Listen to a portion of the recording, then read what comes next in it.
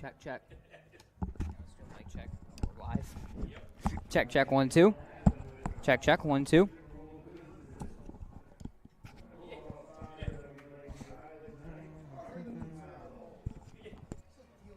Check, check, 1, 2. Test, test. Check, check. Good.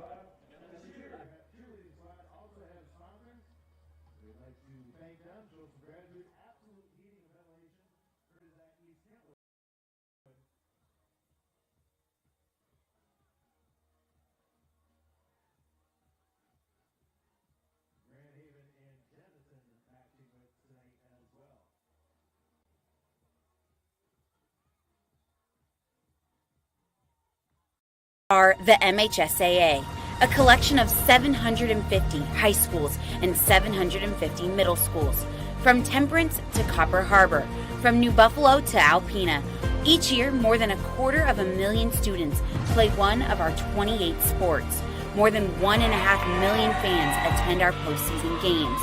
There are 30,000 coaches and 8,000 officials, not to mention all of the volunteers. The MHSAA believes in the 4 S's.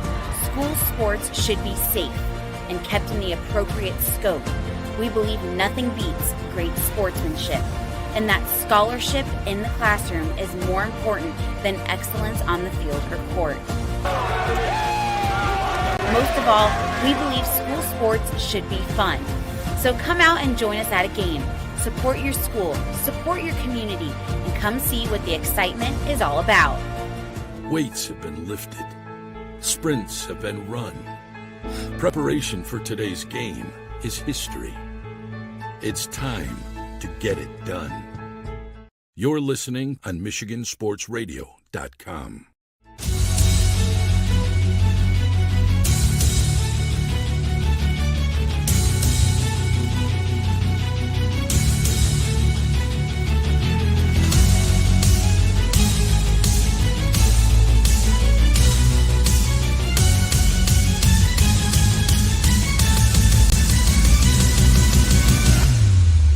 Hello, everyone, and welcome to Game Night. Welcome to Grandville for possibly the final time this year. It's Game Night on Michigan Sports Radio. Nate Dreyer, Chandler Timmer, and it's Grandville, Caledonia, a couple of teams that have always given us some really, really thrilling games in the past, and there's potentially, we'll see how it goes, a little bit of playoff intrigue on the line as well tonight. Yeah, for sure. Two teams that have played some really close games throughout the last couple seasons, with either team coming out on top over the last couple years. And so definitely some playoff implications on the line. For the Bulldogs, they're likely in either way, but a win could help them improve their seeding based on what happens across the state. For Caledonia, they need a win to even have a chance. Yeah. So a big one for them tonight. Yeah, and these two just always play such thrilling games. Can't wait for it. It's senior night, so you can add that much more juice for the Bulldogs. We've got a lot to get to here in our Bennett Center Farmers Insurance Agency pregame show. We're going to step aside when we come back. He was our player of the week a week ago. He joined us on the program. Grandville running back and defensive back Easton Sadinsky will help get us ready for this one.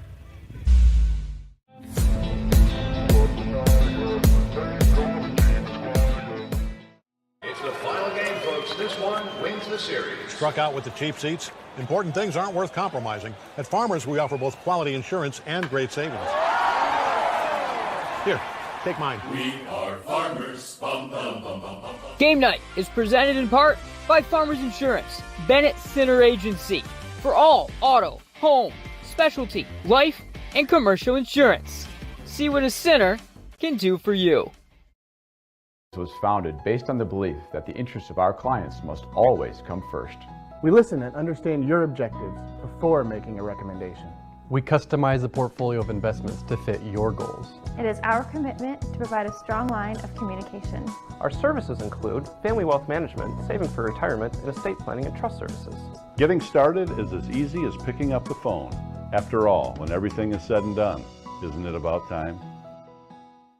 Hey everyone, welcome back in here to Game Night, and welcome back into the MGN studios. Nate Schreier back with you here. Whether you're watching during our Bennett Center Farmers Insurance Agency, Centennial Securities halftime show, or just on YouTube based on what game or where you may have found this piece. A chance here as we've made our way to the final week of the season to do a little bit of a playoff picture look as we... All right, hang on.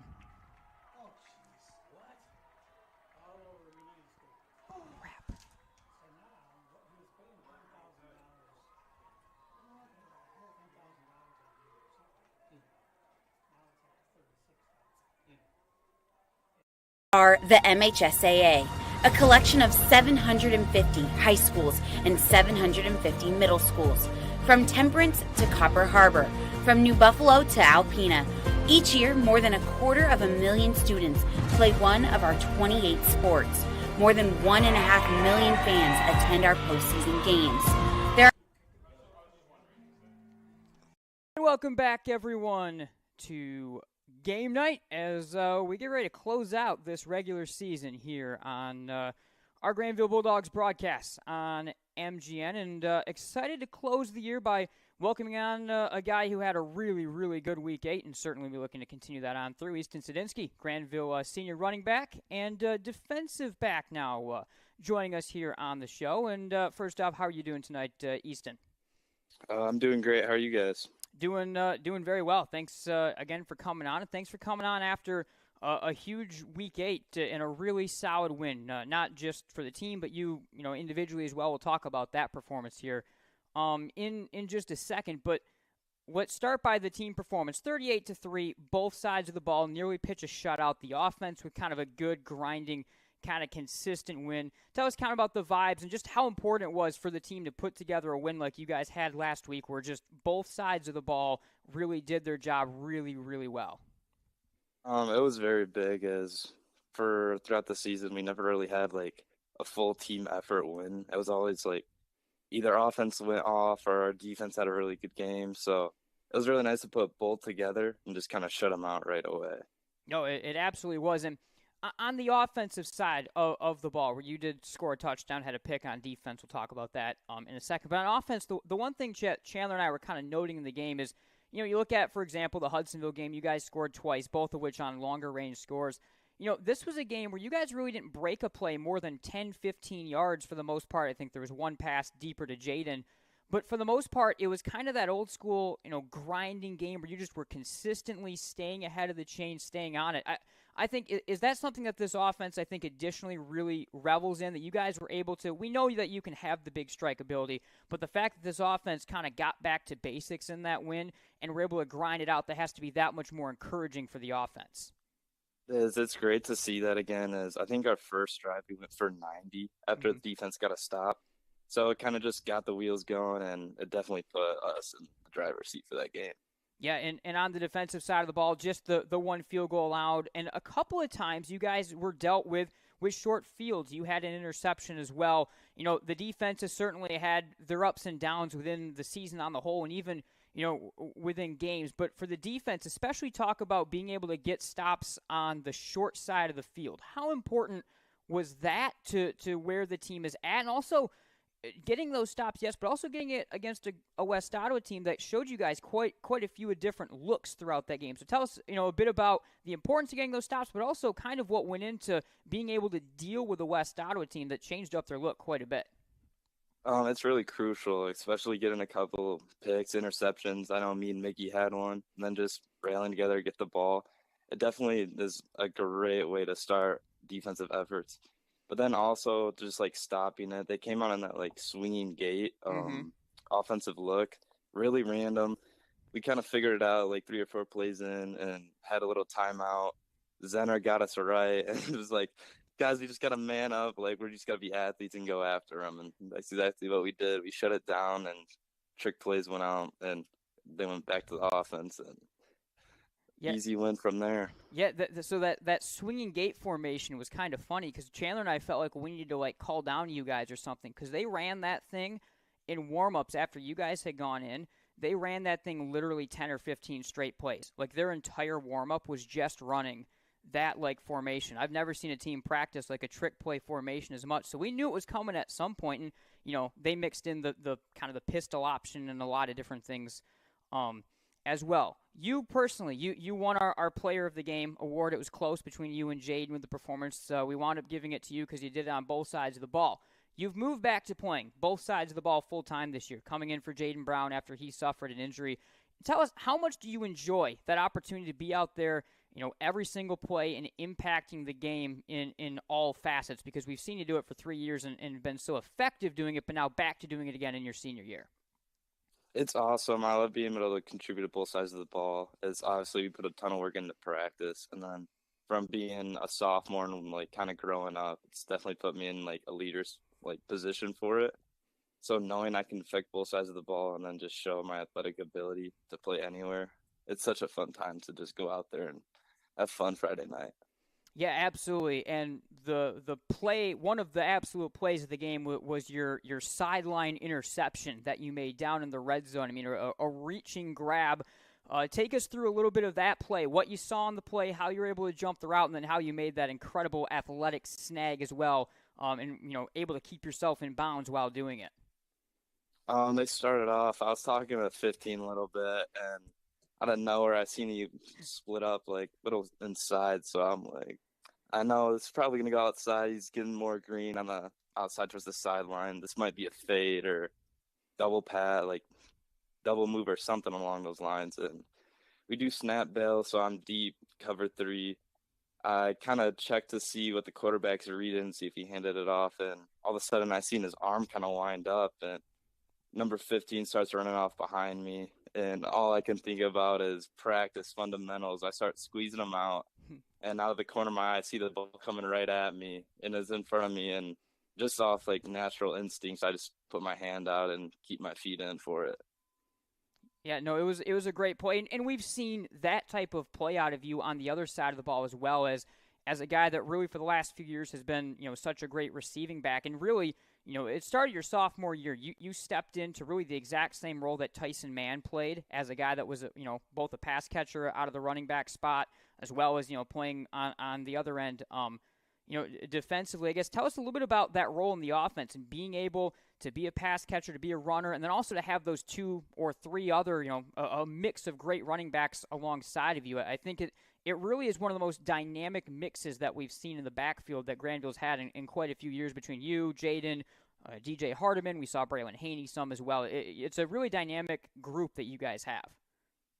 For sure. I think we have a great mix, and I think me and Tank just complement each other so well. He can just kill you at any time, and then I also have the speed for it, but as soon as you come down, we can just go right over the top. Even with like Gibby Conley can get out there and catch some passes as we've seen, but it's definitely fun, especially now that Steele's throwing me out wide and making me motion ever. It's kind of like the Dolphins of the NFL with Tyreek. I'm just running around out there, but it's super fun. It's great to be in that offense, like new look. So yeah, for sure. When you look at your game, and this maybe is true for both sides of the ball, where are some of the main places where you feel that you really targeted to improve your game and have been able to improve your game, throughout your career, but especially throughout your senior season? I think probably the most has been just my physical aspect. Is I've been hurt with injuries, so I could never really get to the point of improving anything because I've been sidelined. So when I was out there, it was more of just like showing that I've always could compete and will compete. So it was the aspect of just going after it and getting it done. Yeah, for sure. And, obviously we've seen that year-over-year improvement. Let's talk a little bit about the next level as well. I know you've got a couple of different offers and roster spots open to you. Tell us kind of about what you're looking at right now, where some of those offers from college are, and where your thoughts are right now leading in terms of where you think you may be going to play at the next level. Yeah, I have a few offers and talking to some coaches right now. And then obviously that's going to continue on through the rest of the season and a little bit out of the off season. But my first offer was from Hope as our old defensive coordinator, KJ Landis. I'm sure you guys know. He's an amazing guy, and I went out to their camp, and we know a few other coaches from Grandville or connections that they just know me of my high character and, like, willing to learn and do whatever it takes. So it was nice to see them and know they have a good coaching staff to go out there and see that. Also, shout out to Tyson, man. I know he's out there. I always talk to him about that. That's great. But I'm talking to some other schools like Alma, Adrian. Coach Zenner has an old buddy from Western, from Baldwin Wallace. They're in Cleveland. Okay. They're a D3 too. They're super pumped about trying to get me out there and visit. So they're super great to like talk and connect to since they're not around and never really seen the Wings either. So it's fun to talk to them about that. No, that's definitely cool. And like you said, I mean, the Hope thing, if that's where you wind up settling, it is interesting all the connections that you have there with KJ, and who knows, maybe we'll get to see you and Tyson sharing a secondary again, which certainly would be cool. I've done some work with Hope on their broadcast over the past couple years as well, and that's a cool program to be around. And this week now is quite the game to close your regular season. You guys are going to be safe at this point in time in terms of the playoffs, win or lose, but you have an opponent that you guys have played some really big rivalry games against in the last couple of years, have had quite a bit of juice, that they aren't quite as safe, and they definitely need to win in Caledonia. I guess first, tell us about that rivalry aspect in this game, because we always think of Grandville, Hudsonville, Grandville, Rockford as being these, traditional rivalry games, but you guys in Caledonia have had quite a bit of juice in this game the past couple years, and I think this has grown to be one of the most intense games you guys play all year. For sure. We've seen them my sophomore year. It was back and forth. I think we both put up 50. It was an absolute shootout. So just knowing that that team was a state finalist that year, and they actually ended our season in playoffs, that next year it had to be a win for us. And then it actually did. It was a rain game. I think we had an onside kick that we recovered and went down and scored and just finished off the game really strong. I was actually hurt from that, but I was glad to be there and support the team as we got it done. So the back and forth of that's definitely going to be big for us this year, is now that they kind of are not in the driver's seat of, okay, Red, they're going to try and want to get a win to try to push for the playoffs. Yeah, it's a really weird situation, too, because both teams 4-4 were playing similar schedules. And the weird thing is you guys, 4-4, 4-5, you're safe for the playoffs. But they, even with a win, may not be safe to get into the D2 playoffs. It's kind of a weird way that the playoff points have fallen this year. And this is a little bit different look, Caledonia team. And you're a perfect guy to talk to, because we're going to see you play on both sides of the ball, and you'll have some insight into both sides of the ball. First off, let's talk about your team on offense against this Caledonia defense. So we know that Caledonia shows a lot of different looks. Traditionally big along that front line, couple standing edge rushers. They can load the box and have shown an ability to do that. What do you think the offense is going to have to do to be able to get, A, consistent movement, but then also maybe some chunk plays against a really, really well-coached Caledonia defense? I think our biggest aspect is going to get they don't have to be great blocks, but just bodies on blocks. If we just keep running our feet out all the cutback lanes, me and Tank and even DJ, it's going to be a lot of space, as their corners are kind of pushed back a little bit. So it just gives us a lot of room to have that natural athletic running back ability to make stuff happen. Yeah, for sure. Other side of the ball, this is where Caledonia, I think, is a little bit more different look than they have been in the past couple of years. Typically, Coach Pennington kind of that, two-back or back in a tight end offense, a lot of read option stuff, a lot of run stuff. This year with Brody Betzer, they've been 4 wide a lot of the time. They've been throwing the football a lot. So, therefore, you playing in the defensive backfield, it's going to be a big role for you and your unit to come up with some big plays, as well as probably getting some pressure up front. So what are going to be some of the keys to stopping this Caledonia offense that certainly has shown an ability to be explosive in the pass game, but then also, the run game with a spread field as well? I think it's going to take our line and linebackers to just fill up the run and eat up that quarterback during any pass plays. And then that's just going to make our job for DB so much easier, as they have a lot of spread, bubble look, and even a little bit of wheels and post wheels. So I think if they can get there, it makes our job so much easier with getting that ball out quick. We're going to be able to get hands on ball, even interceptions, turnovers, and all that. All right, cannot wait. It's going to be a great game as Grandville takes on Caledonia this week. Easton Sadinsky, Grandville senior, had such a big game last week, and certainly he will be leaned on in the weeks coming ahead as well for the Bulldogs. Easton, thank you for your time here tonight, and good luck in this game, and good luck, of course, in the playoffs the rest of the year. Thank you. I appreciate it. All right, Easton Sadinsky joining us here on Game Night. Don't just find yourself, make yourself. Start businesses, build bridges, save lives, raise a whole city. This is your future, so take it and move all of us forward. Rapid Sports Hall of Fame celebrates the city's rich sports history by honoring prominent West Michigan athletes and those who have contributed greatly to sports on a local, state, or national level. A class is elected each year and then honored at an induction ceremony in the fall. They also prevent annual events in support of West Michigan athletics, and they raise funds to support local youth organizations and charities. Follow them on Facebook or check out the pictures and biographies of all 181 inductees at grshof.com. Car Center is an automotive collision repair company with multiple shops throughout West Michigan.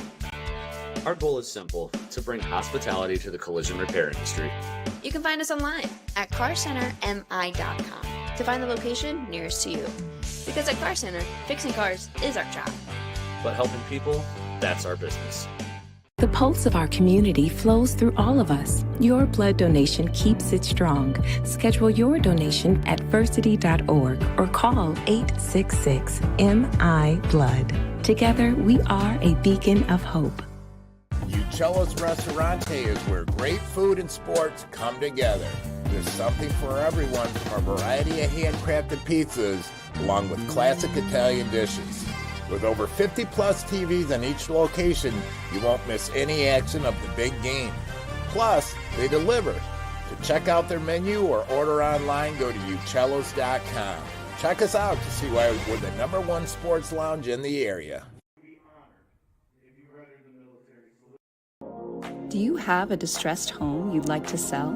Did you inherit a home you'd like to move on from with ease? Are you a tired landlord and it's just time?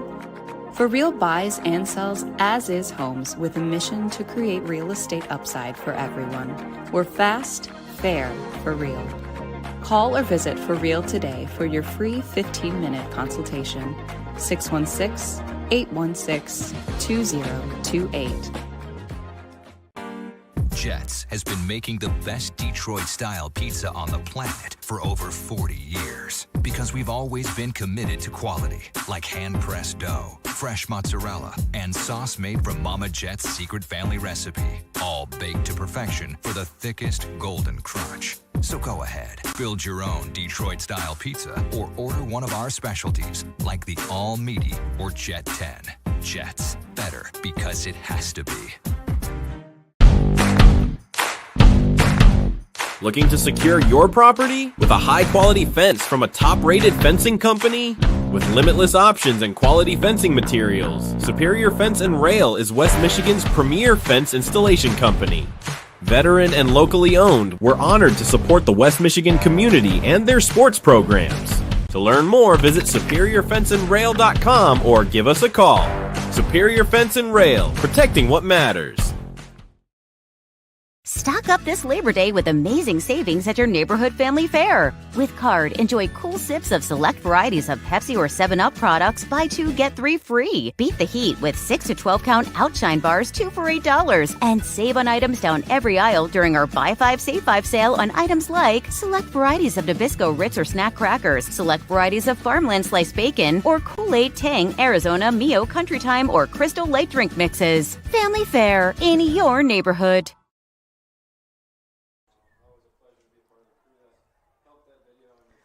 Welcome back, everyone, here to Game Night on Michigan Sports Radio. A really, really cool night. Not only senior night and honoring all those seniors here tonight for the Bulldogs, but also honoring veterans from Grandville and beyond, including a flyover that is going to be coming up as well from the Hooligan Flight Team at the end of the National Anthem. Nate Dreyer, Chandler Timmer. Sorry, a couple little tech issues there early in our Center Agency pregame show, but all ready to go now. Grandville and Caledonia CT, and what is going to be a really interesting clash. Pair of 4-4 teams in this one, of course, as we know, but you look at the playoff implications for Grandville, they're in pretty much, they are in, regardless what happens. It just comes down to other games, and if they wind up getting a home playoff game out of it. For Caledonia and the D2 side of things, they're likely out at this point in time. They need a win to even have a chance to make that postseason. Yeah, even though the teams have a similar record, the exact same record, the Bulldogs feeling pretty good. They're in the playoffs, can improve some seeding a little bit with a win here tonight and feel a little bit better about their chances of having a home playoff game and what will likely be a rematch with an OK Red team next week. For Caledonia, they're on the outside looking in right now. A win gives them a chance if some craziness happens, but most likely, regardless of the outcome, the Fighting Scots are going to be out of the playoffs. And here comes that flyover right now. We'll do the best we can to try to capture it for you here as we have, like I said, an incredibly well-made video honoring veterans with some even current military service members that are recent graduates from Grandville before this game, along with the senior night festivities. A very, very cool night on the whole here at Bulldog Stadium between a couple of teams that have had some really fierce rivalry games in the past as well. As we've got that flyover just starting to come over the stadium right now. We'll see what we can do to try to pick that on up for you.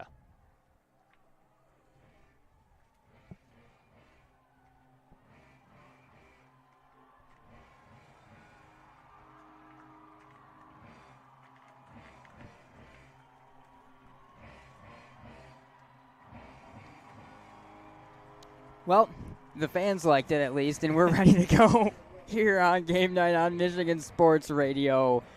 The Family Fare Tailgate Special is fresh, all-natural chicken breast for $2.69 a pound. Visit shopfamilyfare.com for all the specials. The following companies are hiring in your area: Industrial Innovations, ProStamp, and Enterprise Tool and Die. To see all the companies that are hiring, check out the standings page on the Michigan Sports Radio website, brought to you by the Precision Metal Forming Association. The Bulldogs tonight, a little bit of a unique look. They've got the throwback jerseys on, and along with the throwbacks, they have a red, white, and blue American flag designed, block G, on either side of the helmet. For Caledonia, it's the all clean whites. They've added the white helmets this year to go along with the rest of their look for Coach Pennington's team, and it's two of the best coaches that you're going to find in West Michigan as well. Derek Pennington, he's been with the SCOTS since the 2021 season. Eric Stiegel in his 11th year for the Bulldogs. We've got the coin toss on deck right now, CT, as we'll get a second Passover as well from that flyover team, just as the hooligan flight team, as we come for this coin toss. CT, this is a contest, though. It's a little different than a lot of the Grandville versus Caledonia games that we have seen in the past. I have to say, in a lot of ways, the Bulldogs won the toss. They will decide to get the football and will receive, but this is a Caledonia team, not quite as physical. They're a little different. They're a little more four wide, spread it out, throw the ball with Brody Betzer. It's not as much of the option run team, at least on paper, that we've seen in the past out of them. Yeah, their identity has changed over the last couple seasons, going back to when they were in the state championship and competing at the top of the OK Red a few seasons ago. They've lost a lot of those players off those teams, still have a lot of talent, but have kind of switched up what they do on both sides of the football, and along with that have struggled a little bit this season in trying to rebuild. So the Grandville offense will get its opportunity to start this ball game in a game, Chandler, that I think it's pretty safe to say is going to be a bit of a shootout. It has been when these teams have played over the past couple of seasons. Caledonia took both meetings in 2022. They also took the meeting in 21. The first year Pennington was at the helm of the Scott program. Grandville, though, in thrilling fashion in the final seconds in the rain last year, won it at Caledonia. Miggy Rojas nearly had a pick six a week ago. He will be back to receive as we will get this game underway.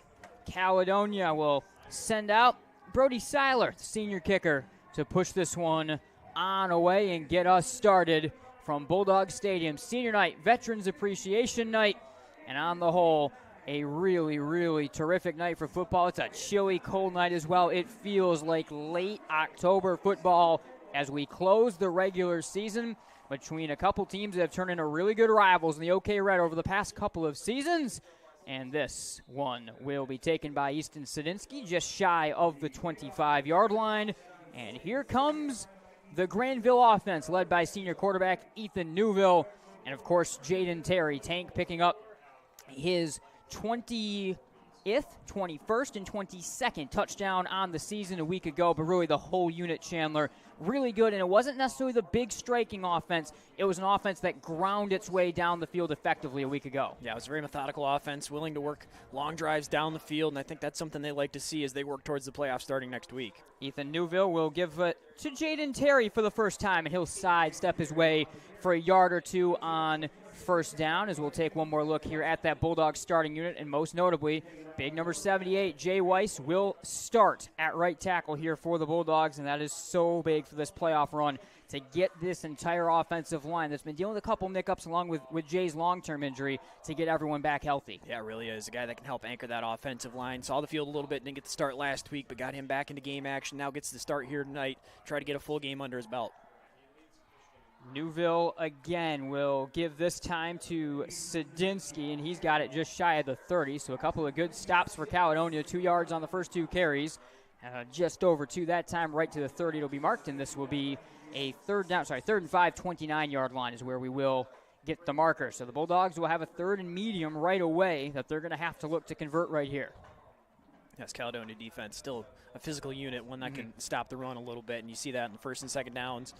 Holding them to 5 yards right away, putting the Bulldogs in a bit of a pressure situation where they're going to have to try to convert here on third, at least get a couple yards to give themselves a chance on fourth. Caledonia surrendering 26.5 points per game on the year. They have allowed 33-plus in their last 3 contests. This is Jaden Terry breaking free. The junior's got it in the Cal territory. One man to beat it was Wysocki. He beat him. There goes Terry. Touchdown, Grandville.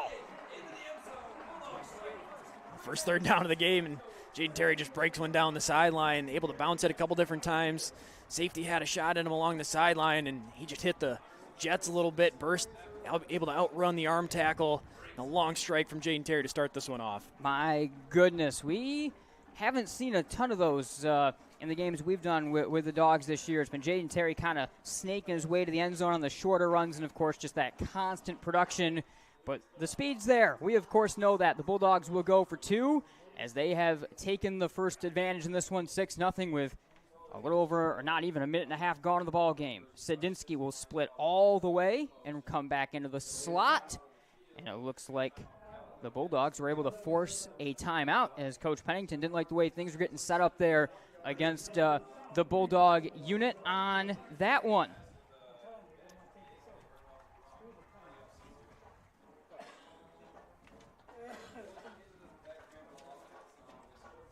Do you bleed orange or maroon? The Hope College versus Calvin University blood battle is the biggest battle off the field in partnership with Versiti Blood Center of Michigan. The school with the most blood donations will win. The first ever blood battle is happening now, ending on November 6th with a big on-campus blood drive at each school. Here's how you can show your support. 1, make an appointment and donate your blood at a local Versiti donor center. And tell us whether you bleed orange or maroon by entering the promo code Knights or Dutchman. You also can donate on November 6th at your chosen school to get counted for your team, and even can potentially pick up a T-shirt as well while supplies last, as Easton Sedinsky splits out once again for the 2-point conversion try. Same look here from the Bulldogs. Newville will turn to throw, and he lofts it in there beautifully for Easton Sedinsky. 2-point conversion good. 8-0 Grandville, and a perfect start on senior night for the Bulldogs. We're going to step aside, be right back here from Grandville. Was founded based on the belief that the interests of our clients must always come first. We listen and understand your objectives before making a recommendation. We customize the portfolio of investments to fit your goals. It is our commitment to provide a strong line of communication. Our services include family wealth management, saving for retirement, and estate planning and trust services. Getting started is as easy as picking up the phone. After all, when everything is said and done, isn't it about time? It's the final game, folks. This one wins the series. Struck out with the cheap seats? Important things aren't worth compromising. At Farmers, we offer both quality insurance and great savings. Here, take mine. We are Farmers. Bum, bum, bum, bum, bum. Game night is presented in part by Farmers Insurance, Bennett Center Agency, for all auto, home, specialty, life, and commercial insurance. See what a center can do for you. Welcome back to Grandville. High pooch kick was bottled originally by Caledonia before the Scots were able to fall on it at the 35-yard line as we get back underway. Jaden Terry gets us underway quickly in this one, though, CT. Yeah, sure did. A big strike right away for the Bulldogs, get them rolling offensively. Right away putting some pressure on the Scots offense to try to do something on their first possession. Scots will open out of a 3-wide set. This is the traditional look from the last couple years for the Scots, as this is a give on to DeYoung, who's swamped right away by the front line of the Grandville defense. They've changed out this team quite a bit. Evan DeYoung, the senior, has moved his way into the starting running back position. Reed Vogler, who's played a lot of running back as well, the senior, he's all over the field. He's a slot receiver. He's a split-out receiver. He's a H-back, a tight end like you saw there as well. And now Brody Betzer will spread the field. 2nd and 9, 2 minutes gone, and an 8-0 Grandville lead off the Jaden Terry touchdown to start. Betzer will swing it to Senti, nearly intercepted. A great play made by Reed Graverson, who read that one perfectly. Dangerous pass, nearly went to the house. Yeah, Reed Graverson, just terrific read right there, seeing the screen pass being set up to the trip side of the field. Able to get in there, got his hands on it, just about brought it in. If he did, he had a clear shot at the end zone. Would have been a pick 6.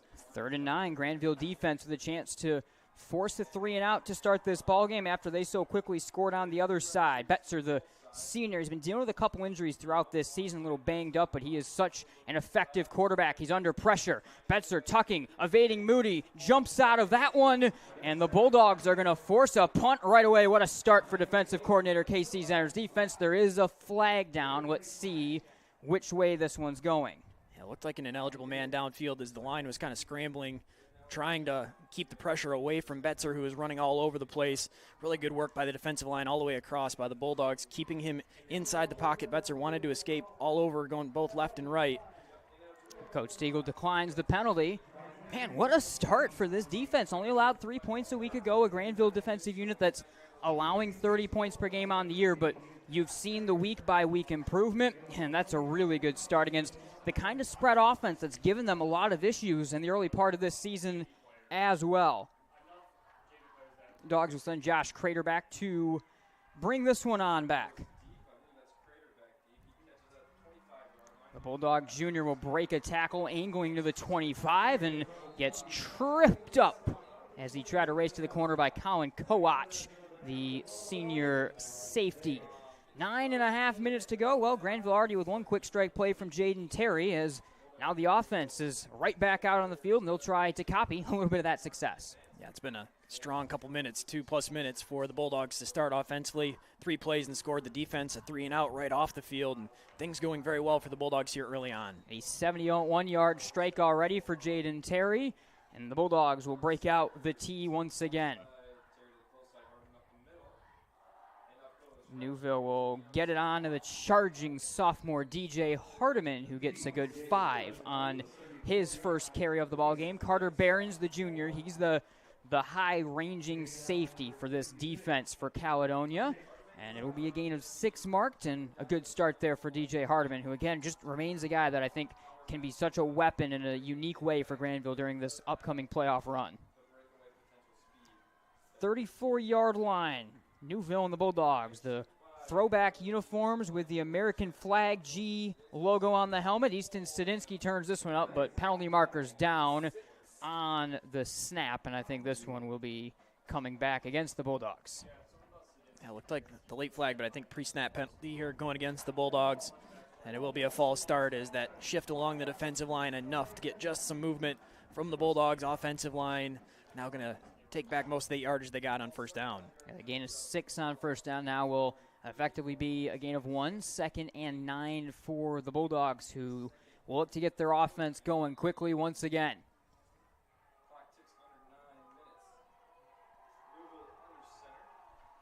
Ethan Newville picked up his 2nd rushing touchdown of the year a week ago. Here goes Jaden Terry. He's got 23 rushing touchdowns on the year. He's got the first down with a slinging tackle made by Reed Vogler. Good job by Terry to stretch with speed. Terry's running fast tonight for sure. Yeah, he sure is. That time just a straight sprint to the outside. Knew he was taking that one out all the way out wide to the sideline right away. Able to turn it upfield, pick up the first down yardage that they just got on the penalty that backed him up.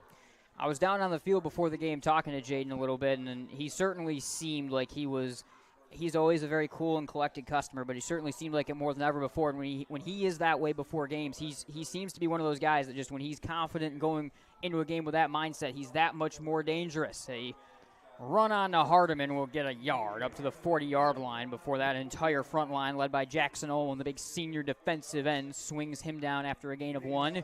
8 minutes to go. The Bulldogs with that 8-0 advantage off a 71-yard Jaden Terry run, his 23rd touchdown of the season.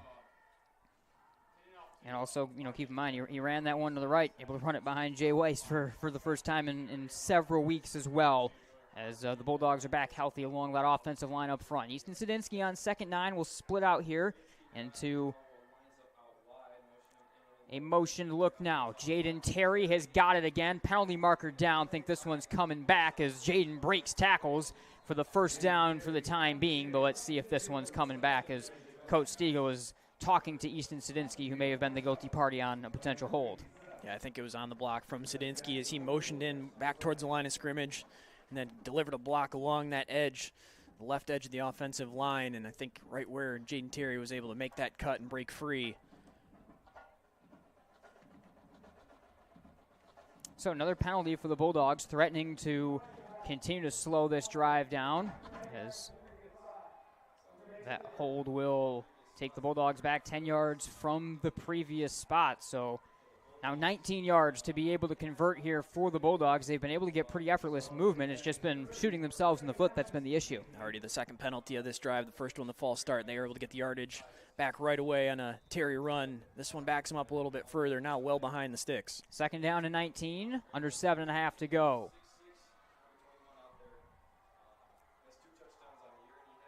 That defensive line shifting for Caledonia. Jaden Terry this time will be the one to split. Newville to throw.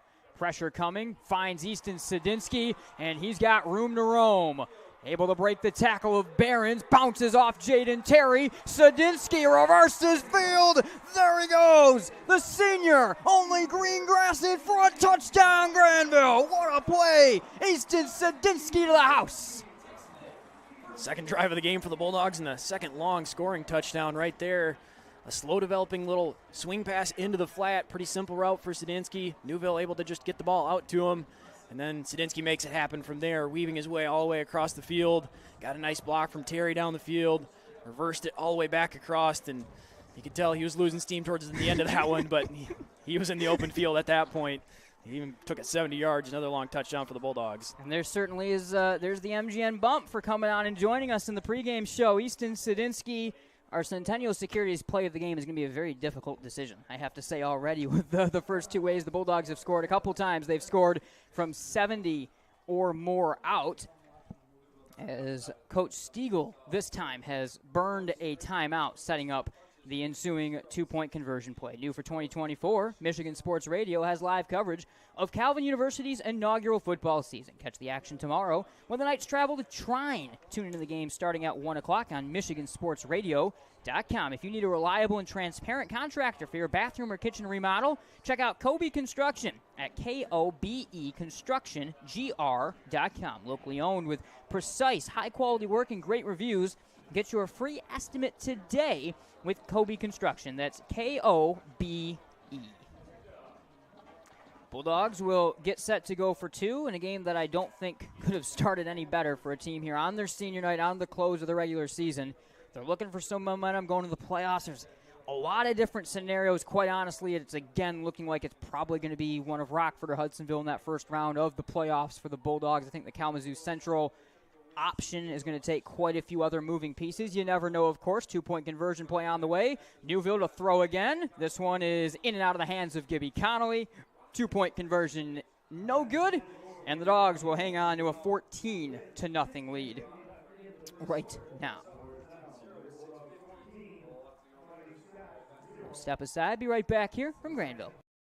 Gear up this season with the MGN Shop. Featuring everything from t-shirts, sweatshirts, hats, and outerwear, to water bottles, stickers, and other accessories that help show off your style and your support of Game Night, the Grandville Bulldogs, and more. To shop, click on the Shop Merch tab at the top of MichiganGameNight.com and browse nearly 50 items. And be sure to check in frequently as new items are added throughout the season. That's the MGN Shop through MichiganGameNight.com.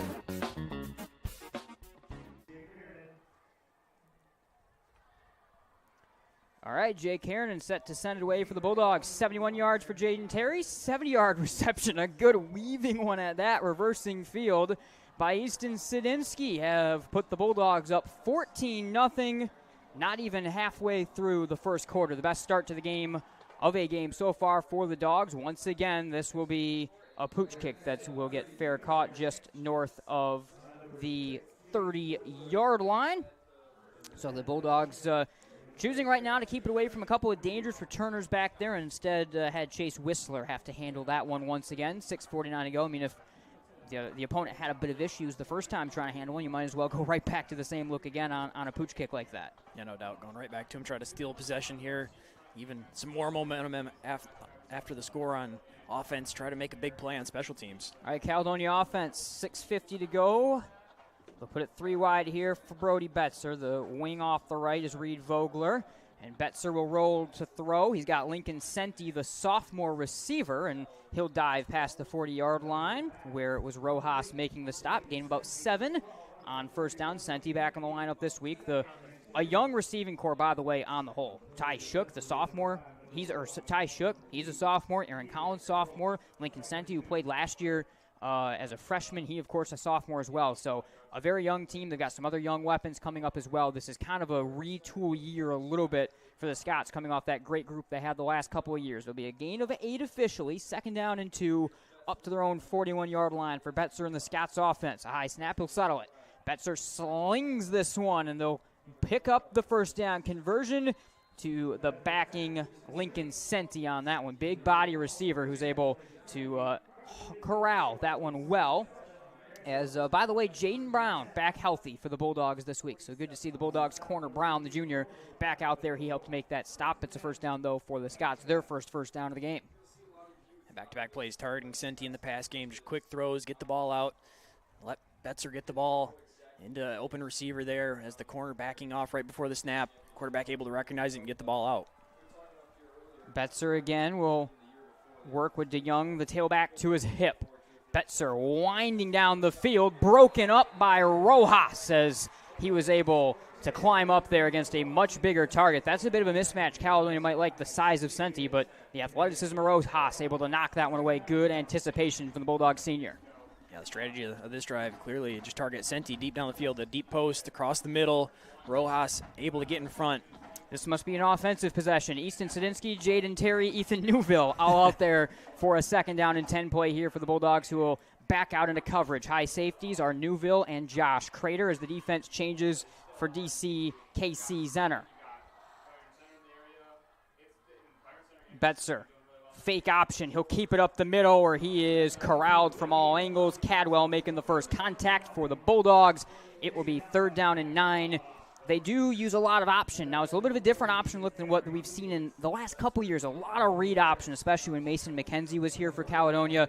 They do some read and some power read stuff as well, but it's the speed option stuff as well that's a really big part of the offense this year. Yeah, no doubt. I've added that element and kind of taken away from some of the read option stuff that we saw right there. It looked like the intentional fake on the pitch, trying to get the defense to bite that way. Betzer keeping that one up the middle. 3rd down and 9. Bulldogs defense looking for another stop, another high snap that Betzer will settle. Here comes the pressure from Becker.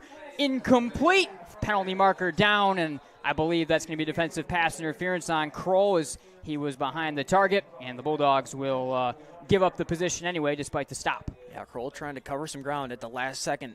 Dove and tried to knock the ball free.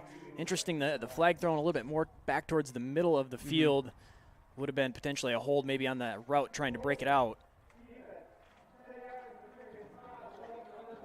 And the holding penalty on the Bulldogs defense is going to undo their good work and keep this drive going. So right now, penalties is the main thing. I mean, the offense has fought through it, but penalties really the one negative point that Coach Siegel and his staff, I'm sure, and I can see it based on Eric's reaction on the sideline, are not happy about. Yeah, no doubt. You just don't want a sloppy game week 9, especially when you've got the playoffs that you're prepping for. You want to be playing some really clean football, knowing that next week you can't really afford mistakes like that. Once again, 3 wide set with Vogler as the H, kind of the base look that we know. That's a dangerous screen pass that Reed Vogler has got for the first down before Becker makes the stop right at the marker. The pressure was there, but they're able to use the screen, something we've seen teams do effectively from time to time against this Bulldog pass rush, because when this pass rush gets going, you're in trouble, and really the only thing we've seen kind of slow it down are some of those screen game plays. Yeah, pressure right away from the Bulldogs, but by design is Betzer just able to dump that one off. It's still a difficult throw when you've got a big defender rushing in on you like that, but able to pick up the first down, get 10 right on the dot. Betzer will spread them 4 wide with 4:12 to go. Senti, the near side receiver, all the way to the bottom. Evan DeYoung will get the handoff here, and he's got nowhere to go. Turns the corner for maybe just a yard before Becker, Naraki, and Braylon Haney were all around him.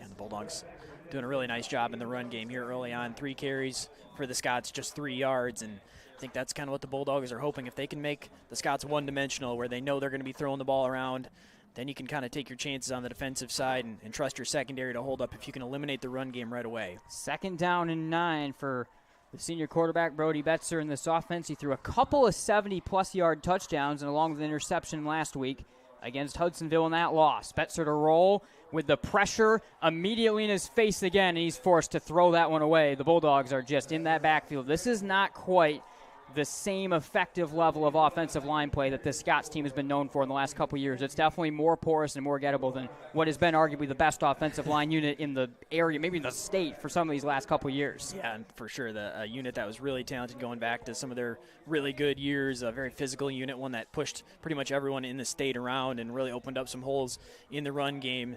So no doubt the performance is going to take a step back a little bit, but for sure susceptible to some pressure from the defensive side of the ball, whether that's along the defensive line or if the defense is bringing some extra blitzers from the linebacker or secondary. Collins will go near side along with Senti out of the formation. 3 wide receivers for Betzer. And the senior is going to keep it up the middle with some room. And the big body quarterback is able to lean for the first down. The Bulldogs playing off right there in zone coverage, and they gave a good opportunity to snake through it for Betzer as he moves the chains, and will move the chains in for a 1st and goal. Or just outside of 1st and goal, I should say. Yeah, Betzer still a threat to use his legs. A big body guy like that. Catch the defense, expecting pass and playing off a little bit. You go run with a quarterback power right there, and he's able to work his way across the middle of the field with relatively little traffic and get the SCOTS down inside the red zone. 3 sophomore wide receivers, Senti, Collins, and Shook right now out there. All senior backfield between the tight end Vogler and then the duo of DeYoung and Betzer. Out of the gun with 2:44 to go. And Betzer will run it again, and this time he's swamped by Reed Graverson and a whole bunch of more classic uniformed Bulldogs for a loss of 1. It's definitely been a drive where it seems like on 2 out of 3 downs, the Grandville defense has won. Caledonia has just been able to make 1 or 2 better plays to keep this drive alive all the way down the field. Yeah, going right back to the well there with the quarterback run, and this time much better defensively by the Bulldogs, staying home along the line, able to get into the backfield, wrap Betzer up behind the line, and drop him for a loss of a couple. We'll be down to 2 minutes to go by the time this one is snapped for the 6'2", 210-pound quarterback Betzer. We've seen him use his frame on a couple of runs already. The Bulldogs lead at 14-0. Twice Grandville has scored from 70-plus yards in this game. Here comes the pressure. It holds well. Throw to the end zone. Broken up. Keegan Kroll, another penalty marker, and another defensive pass interference will wipe that stop off the board for the Bulldogs again. Again, Keegan Kroll out there in coverage. He was actually in a pretty good position, but right before, as the ball was being thrown and being delivered, he grabbed the shoulder pad of the receiver, and you can see the yank just a little bit. Enough the official there going to throw the flag in the end zone. Going to be another 1st down for the SCOTS. I mean, penalties right now really killing the Bulldogs on this drive. I mean, the defense, of course, 3-and-out forced on the first drive, and a couple of times they thought they've had the stop on this drive, but penalties a couple of times have given up, 20, 30 yards at this point in time on this drive for Caledonia, as they also are once again going to be able to continue this drive off the penalty against the Bulldogs. Minute 46 to go in the first.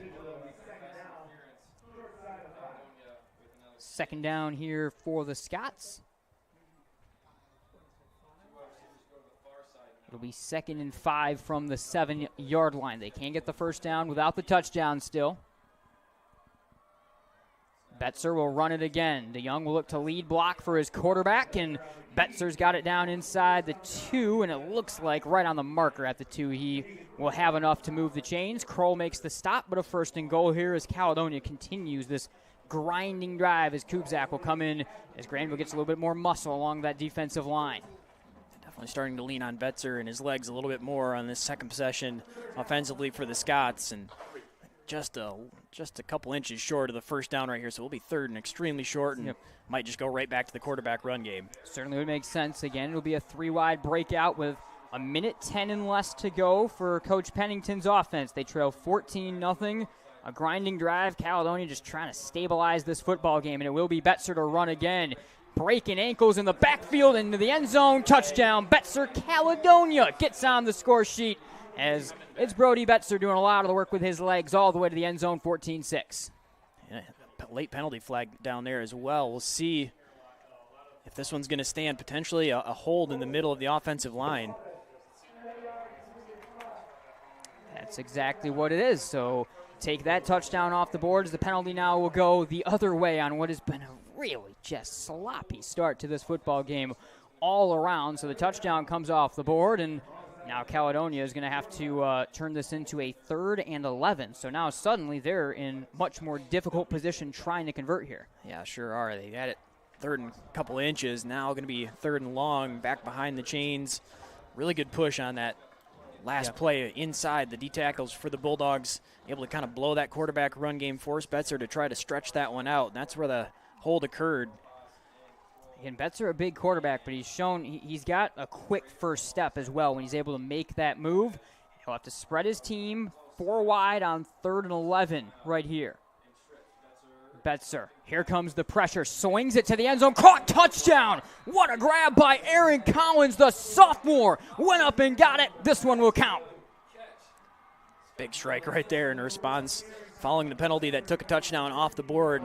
Next snap, able to go and score once again. A contested catch across the middle of the field.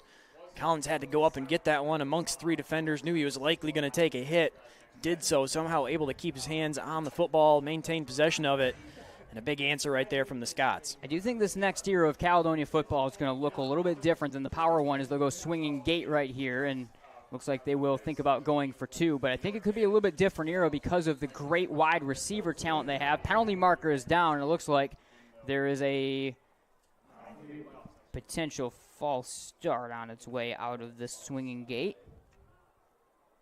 Unless, actually, it might be an offsides on the Bulldogs' defense. They do have the kicker Seiler out there to add the extra point.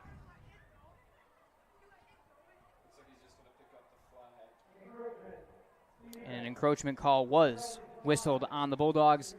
Penalty will get declined, and the Scots will just line it up now, this time with the senior Seiler, looking to make it down to a 1-touchdown game. 50 seconds to go. I think Caledonia to be just down a score. The way this game started, and even the way that their drives are going, I think they got to be plenty happy with. Betzer to hold. And Seiler's low driver will find its way through the uprights, and Caledonia brings themselves within 7 in this one off a tough start for their defense. The Caledonia offense is able to string together a long drive right there and find their way into the end zone. Thanks as always to the Bennett Center Farmers Insurance Agency, along with Centennial Securities, for presenting Game Night on Michigan Sports Radio. Inside the final minute of the first CT, and I think a really important drive there. And yeah, a lot of penalties that kind of kept it going, just sloppy all around, of course, a lot of penalties, but I think a huge drive for Caledonia to find some points on the board and put some points on the board there, kind of settle the ball game down. Now we'll see if their defense can answer and get them right back in this game. Yeah, big drive right there to for sure set themselves down after the Bulldogs go up a couple scores. Their offense, couple big plays, kind of needed something to steal some momentum back, get a little bit of confidence on that side of the ball. Now you have to trust your defense to try to get a stop.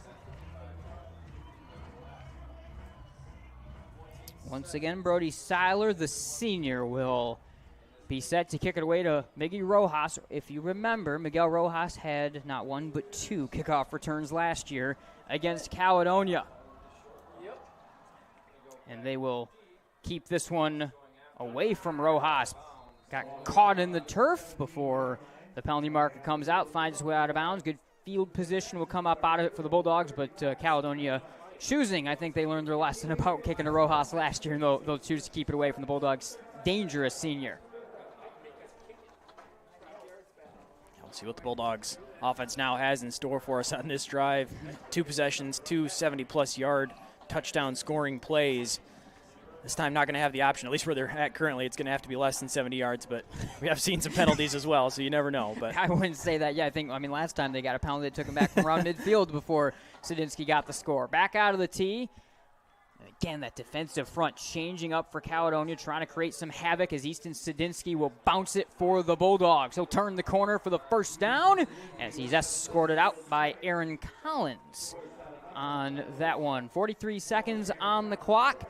Good carry there by Easton Sadinsky, who is playing very well down the stretch of the season, which is something the Bulldogs really want to see. If you add a full health and full danger Sadinsky onto Jaden Terry, onto DJ Hardiman, that's what makes this offense so tricky to stop heading into the playoffs. Yeah, and early on, looks like Sadinsky's headed for another monster all-purpose yards game, receiving, rushing, starting to add up. Here's Jaden Terry again.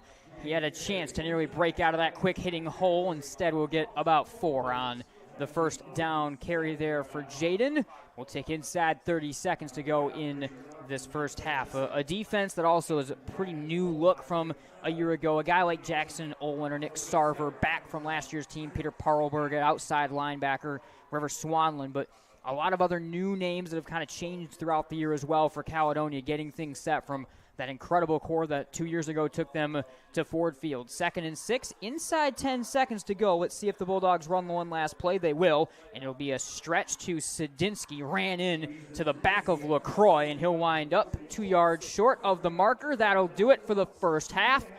14-7, Grandville over Caledonia at the first break. We're going to step aside and be right back with a lot more here from Bulldog Stadium. Looking for a new career? Aetna Supply is hiring. Aetna Supply is Michigan's #1 plumber wholesaler, servicing local customers for over 50 years. They offer great benefits, a 401k with company match, quarterly bonuses, and no Sundays. Once again, check them out at aetnasupply.com/careers or click on their logo on the Michigan Sports Radio homepage.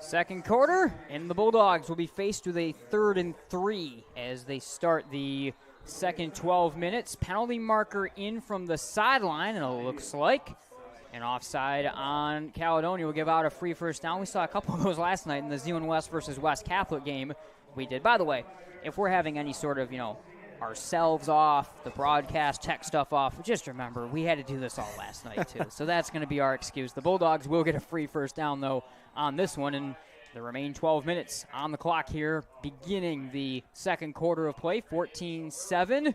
The Bulldogs have scored twice from 70-plus yards out, and a good grinding drive from Caledonia last time. We were able to stop the bleeding a little bit. Jaden Terry off the fake give. He'll turn the corner. Here goes Tank, racing the open field at the 20. One man to beat, it's Collins. Jumps over him inside the 5-yard line.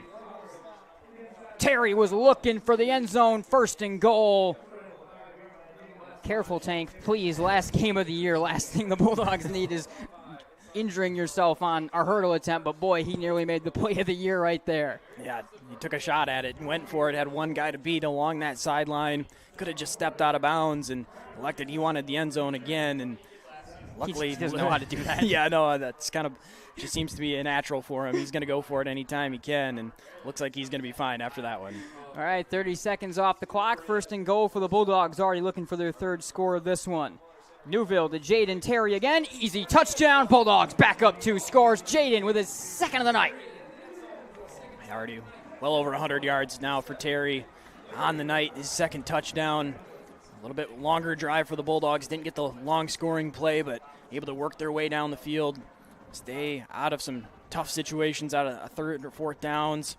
Able to easily convert, work their way down the field, and now 3 for 3 on their drives and scores. Grandville's offense living up to the billing once again right now as Newville and company will go for 2. 11:20 and less to go in this ball game. Hardiman, Sadinsky, Terry. Tight ends Connolly and LaCroix. Unit really has not changed in this ball game so far. Jaden's got it again, and Tank is able with a nice push up front to get his way into the end zone for the 2-point conversion. Jaden comes up with all 8 points. 22-7. Grandville up a couple of scores. We'll be right back here from Bulldog Stadium. To everyone out there who loves Culver's, the feeling is mutual. Everything's made fresh. Everything. Everything. It's our pleasure. This is me and my happy place. I wouldn't trade our Culver's for any other restaurant. Culver's. Yay! We love our guests. Love. Love. As much as our guests love us. This is me and my happy place. From Wisconsin with love. Welcome to Delicious. Yeah. Have you ever thought about a career in metal manufacturing? Today, careers in robotics, product development, engineering, and IT are just some of the few of the outstanding careers available. There are hundreds of businesses in West Michigan looking for people just like you and are willing to provide the training you need. Go to youarehired.pma.org or click on the PMA logo on the Michigan Sports Radio homepage. There's an opportunity for a lifelong career, and it's in your hands.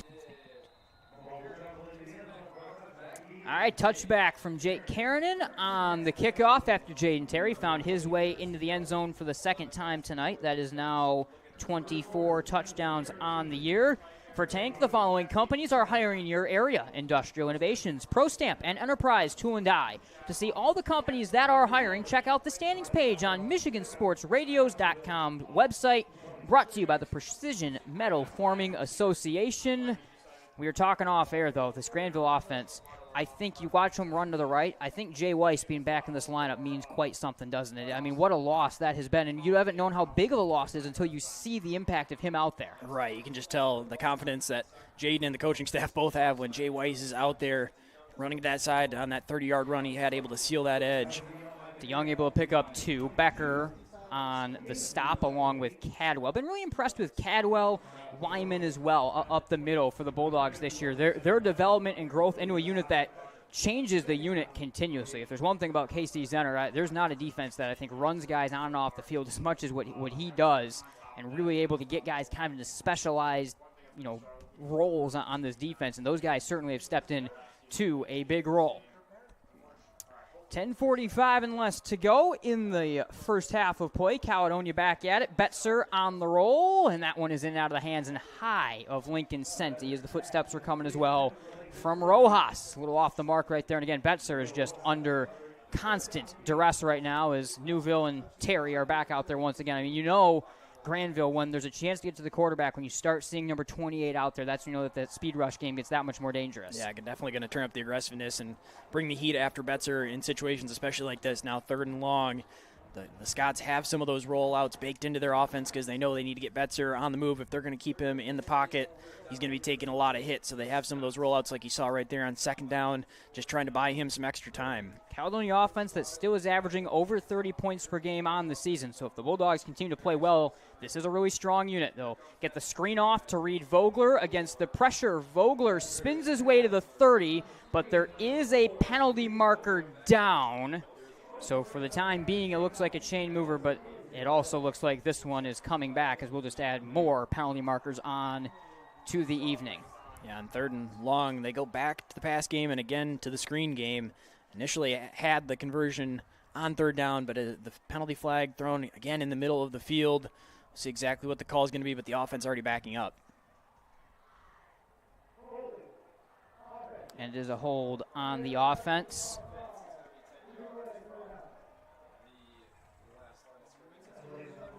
Look at the Caledonia student section. I've been wanting to show this kid all night.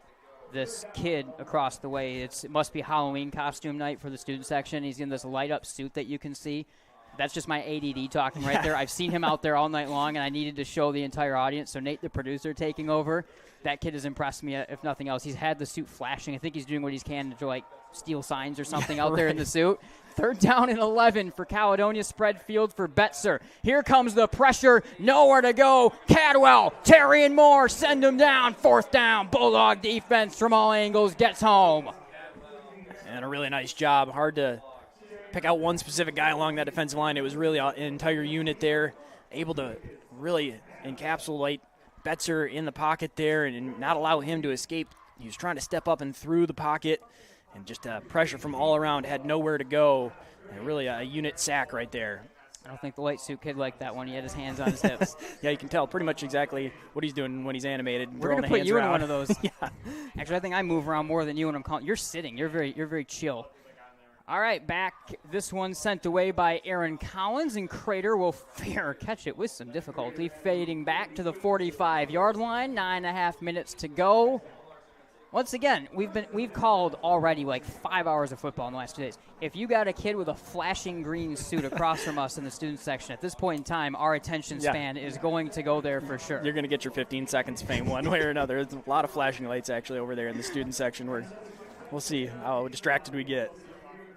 22-7, this Grandville offense not distracted whatsoever. This is as good as they've looked. Really, I mean, especially when you consider the level of defense they're seeing and a team that knows how to stop their offense as good as they've looked certainly in several weeks right now. The quick strike plays, the grinding offense, it's all been there for Newville and his team. Here is Jaden Terry again. He'll break it around the corner. Just Collins to beat, and Jaden will find his way before Swanland swings him down to just shy of the 35-yard line. Terry's turning the corner with space to go right now, running that right side of the line. There's a lot of room for the Bulldogs. Yeah, again, running behind Jay Weiss, and once again, he gets the block on the edge, cuts that defender off, and allows Terry to run that stretch all the way to the outside. When they have run that play call, he's getting 10 yards basically every time before that second or third level of defenders is meeting him.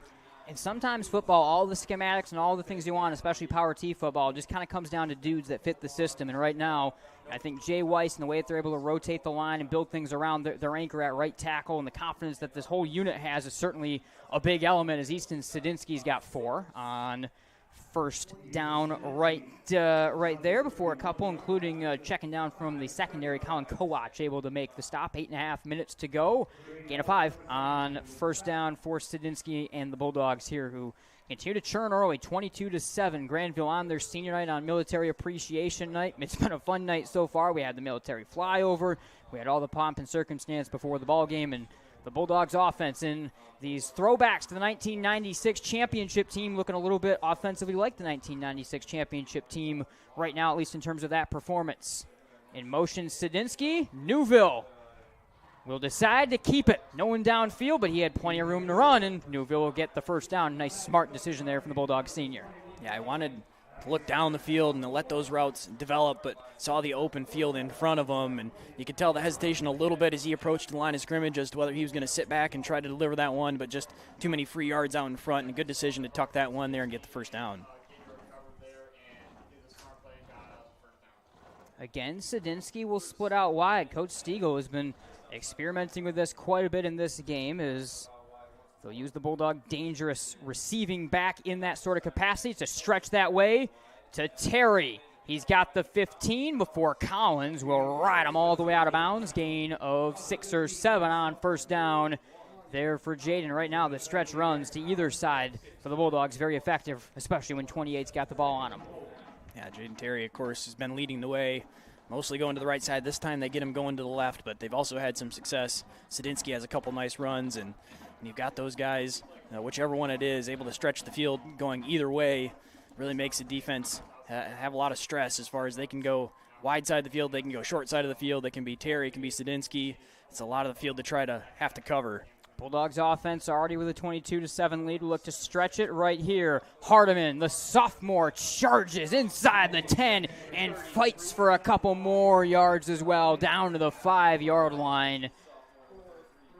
Exactly the sort of play that sophomore can bring to the table as a more powerful fullback fighting for a couple extra yards. I don't think we've even fully seen him unleashed yet. No, and I think we've both been kind of mentioning that's what could take them to the next level is you've got these stretch runs we were just talking about with Sadinsky and Terry going to the wide sides of the field, but then if all of a sudden you can hit that quick hitter with Hardiman and that physical run up the middle, goes for 10 yards right there as well, then you've got the entirety of the field where the defense could be prepared to see the ball. First and goal from the 5-yard line. Terry again, and this time he swamped Jackson. Owen makes the stop after maybe a yard there for Jaden turning the corner, as that one was well played. Still a big team up front. The one thing that definitely still stands out with this team, look at Big 79, Zach Mulder, along with Owen, who we just mentioned, Myers and Sarver and more. I mean, it still was a very big team that changed up that front line as well for Coach Pennington and Caledonia, as they still have stuck with that identity throughout the year. So being able to get movement against him is still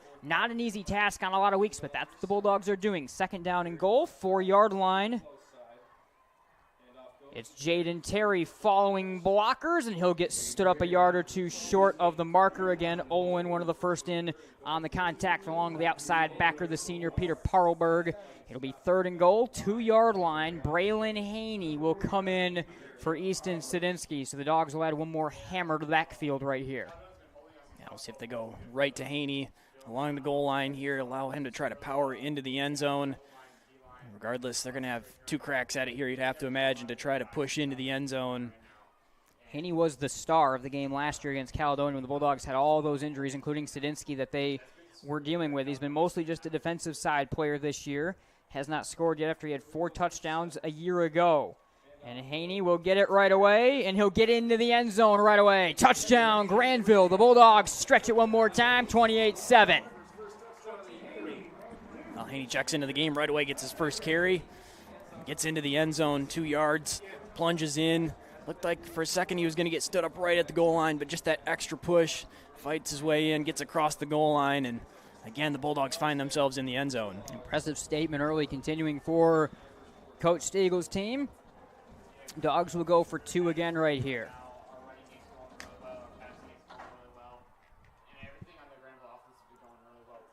It's a little crazy to see either a Grandville Caledonia game right now where one of these teams is getting any sort of separation after the kind of games that they've played each other the last couple of years, some of the back and forth shootouts that they certainly have played in.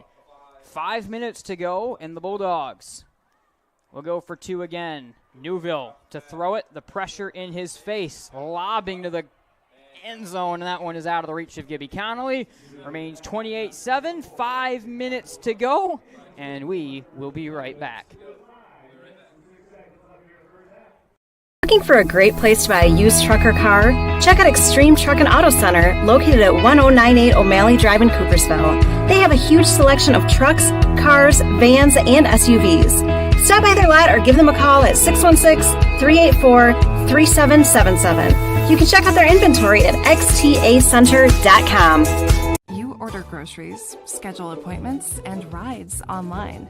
So why not house cleaning? Sweep is West Michigan's go-to residential cleaning service. Order cleanings in minutes by selecting the rooms and services you need on the Sweep app. Pricing is transparent, scheduling is flexible, and we're fully bonded and insured. Visit sweepllc.com to download the Sweep app or book online. First-time users use promo code FIRSTORDER to get 10% off. sweepllc.com. A cleaning in a sweep. Once again, Jake Karen on the kickoff is able to tumble one into the corner of the end zone. Very nicely placed away from Collins. And here comes the Caledonia offense. The Grandville defense has been maligned at points throughout this season, Grandville or Chandler, but we've seen them getting better week by week. Last week, of course, a really impressive performance against West Ottawa.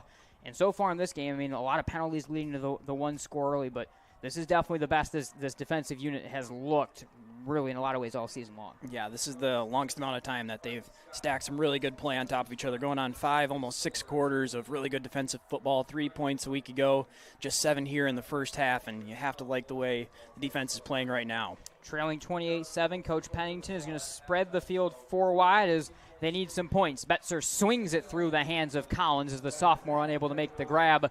2nd and 10. I've seen that a couple times now from some of the SCOTS receivers as they run these short routes, 5-yard or so curl right there, and just trying to make a play before getting the hands fully secured and the football brought in. There another incompletion. I've seen a couple earlier as well where Betzer just trying to get the ball out quick because the pressure of the Bulldogs is forcing them to throw the ball in not a lot of time, and then the receiver's just unable to make a play right there. And again, I do think Cal is going to be developing into a bit of a force to be reckoned with again in the future with how young these receivers and a lot of other guys that you maybe aren't even seeing on the field. They have Bryce Backus in their program, a really, really talented sophomore quarterback as well. DeYoung swamped on the carry right here. Cadwell's on top of the pile. The first contact went to Kubzak and to Reed Graverson. It's 3rd and 11. Terry and Newville back in once again for the Bulldogs defense. And we'll see again how aggressive the Bulldogs want to get if they're going to bring the house here once again. Last time in a situation like this, able to get Betzer onto the ground. Now again behind the chains, 3rd and long, likely a pretty obvious passing situation. See if the Bulldogs are going to try to bring some extra bodies to get to the quarterback. Collins and Senti, the near side receivers. Vogler, the H off the near side of the line, and that's the way that Betzer's going to roll. Slings one to Collins. He's able to tap the sidelines and make the grab through the hit from Keegan Kroll. Another nice grab by Aaron Collins. This kid is really going to be a special wide receiver. He's made the touchdown grab earlier and a couple like that as well. He's a really, really talented young man. He had a 78-yard touchdown, by the way, against Hudsonville last week. Yeah, both his receptions to this point have been very contested ones where he's had to go up and hold on There, right along the sideline, had to jump, get the feet down, as well as have the hand of the defender right there and able to make a strong catch. So to the 31-yard line, Caledonia able to move the chains, and the all-white Scots will drive it out right here against the Bulldogs. They're in that classic look tonight, the throwback uniforms for the Bulldogs. Betzer will swing it again, Collins' direction, and he gets lit up by Miggy Rojas after about 7 on first down.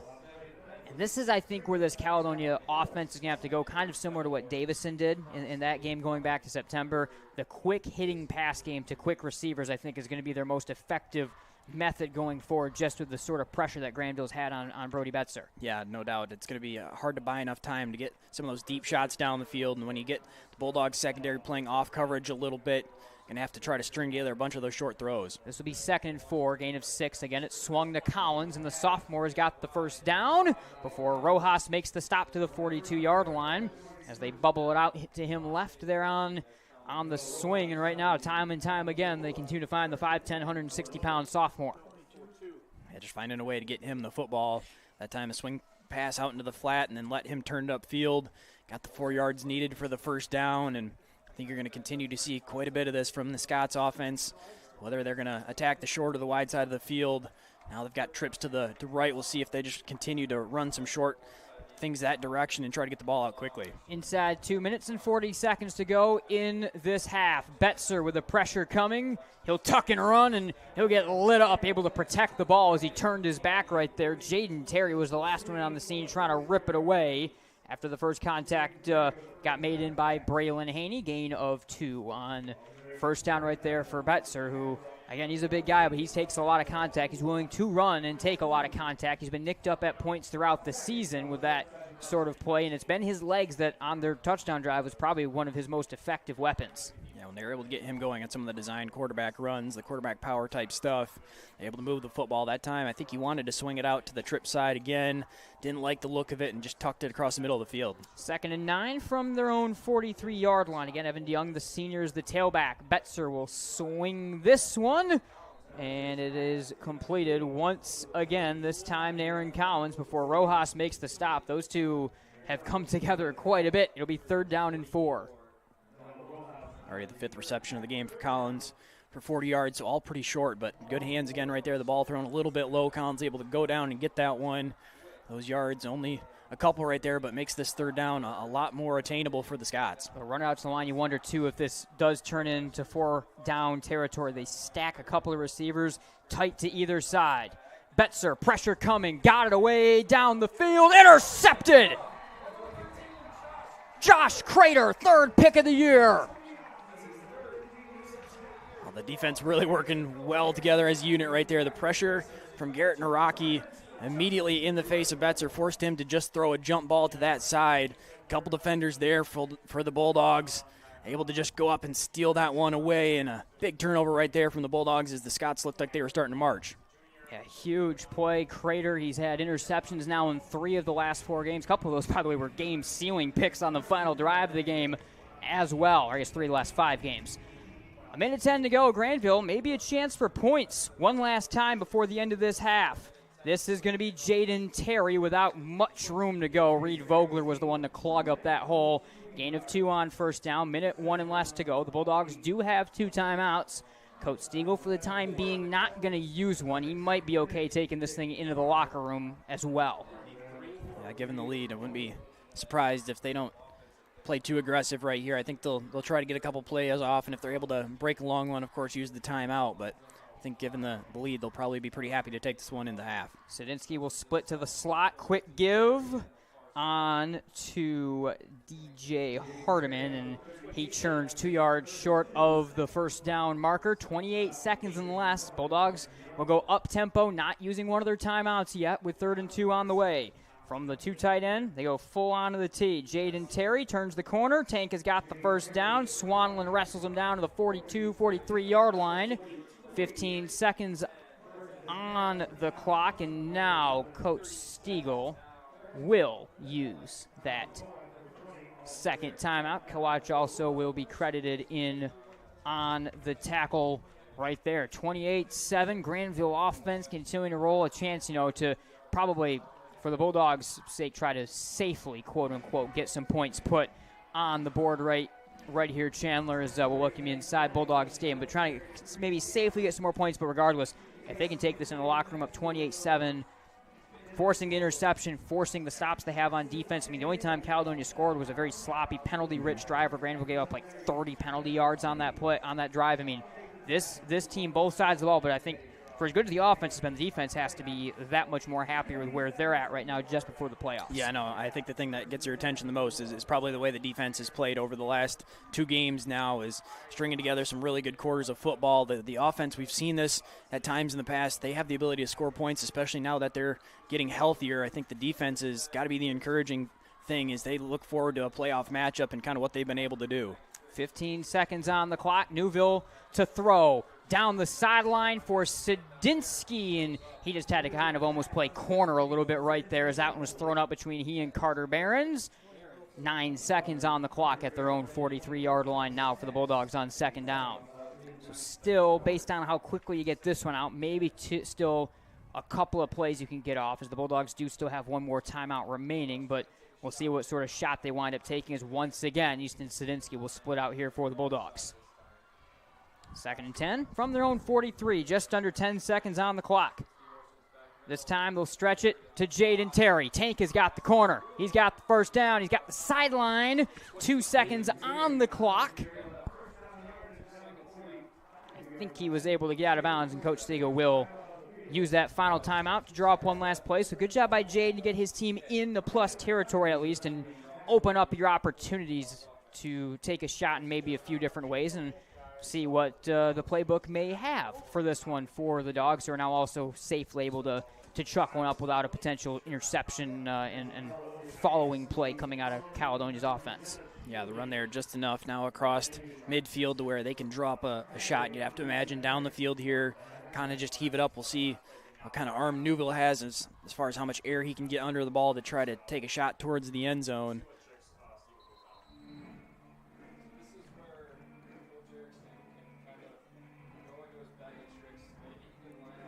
So we are, in just a second, we'll be stepping aside for the Centennial Securities halftime show. We're going to be getting out quick, by the way, because we've got a lot to get to. We've got a couple of different features that we're going to show you during this halftime show, and I'll hopefully be back right in time for the second half to begin as well. 2 seconds on the clock. The Bulldogs will have one last heave as they look to stretch the 28-7 lead right before the end of the half. Once again, Easton Sadinsky splits to the right side. Hardiman remains in the backfield with Jaden Terry. Newville will just give it to Jaden on the final play of the half right here. He'll turn the corner. He'll get to the 40, and he'll get swamped down and run into by Jackson Olin to end that play and to end the half. So Terry able to pick up a few more yards at least right at the end of the half. And with that, we have got to get out of here. We got a packed halftime show coming your way. 28-7, Grandville over Caledonia at the break. Don't go anywhere. We've got a lot to get to here in our Centennial Securities. Stock up this Labor Day with amazing savings at your neighborhood family fair. With Card, enjoy cool sips of select varieties of Pepsi or 7-Up products. Buy 2, get 3 free. Beat the heat with 6 to 12-count Outshine bars, 2 for $8. And save on items down every aisle during our Buy 5, Save 5 sale on items like select varieties of Nabisco Ritz or snack crackers, select varieties of Farmland sliced bacon, or Kool-Aid, Tang, Arizona, Mio, Country Time, or Crystal Light drink mixes. Family Fair in your neighborhood. The pulse of our community flows through all of us. Your blood donation keeps it strong. Schedule your donation at versity.org or call 866-MI-BLOOD. Together, we are a beacon of hope. Are you having a hard time hearing tonight's game? Hi, I'm Brock Conkle from Michigan Sports Radio, and after putting it off for many years, I decided to contact Miracle Ear and get my hearing tested, and sure enough, had significant hearing loss.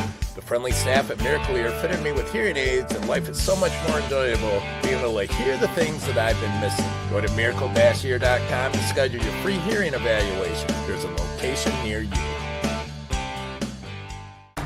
Don't just find yourself, make yourself. Start businesses, build bridges, save lives, raise a whole city. This is your future, so take it and move all of us forward. Are you looking for a new career? Aetna Supply is hiring. Aetna Supply is Michigan's #1 plumber wholesaler, servicing local customers for over 50 years. They offer great benefits, a 401k with company match, quarterly bonuses, and no Sundays. Once again, check them out at aetnasupply.com/careers or click on their logo on the Michigan Sports Radio homepage.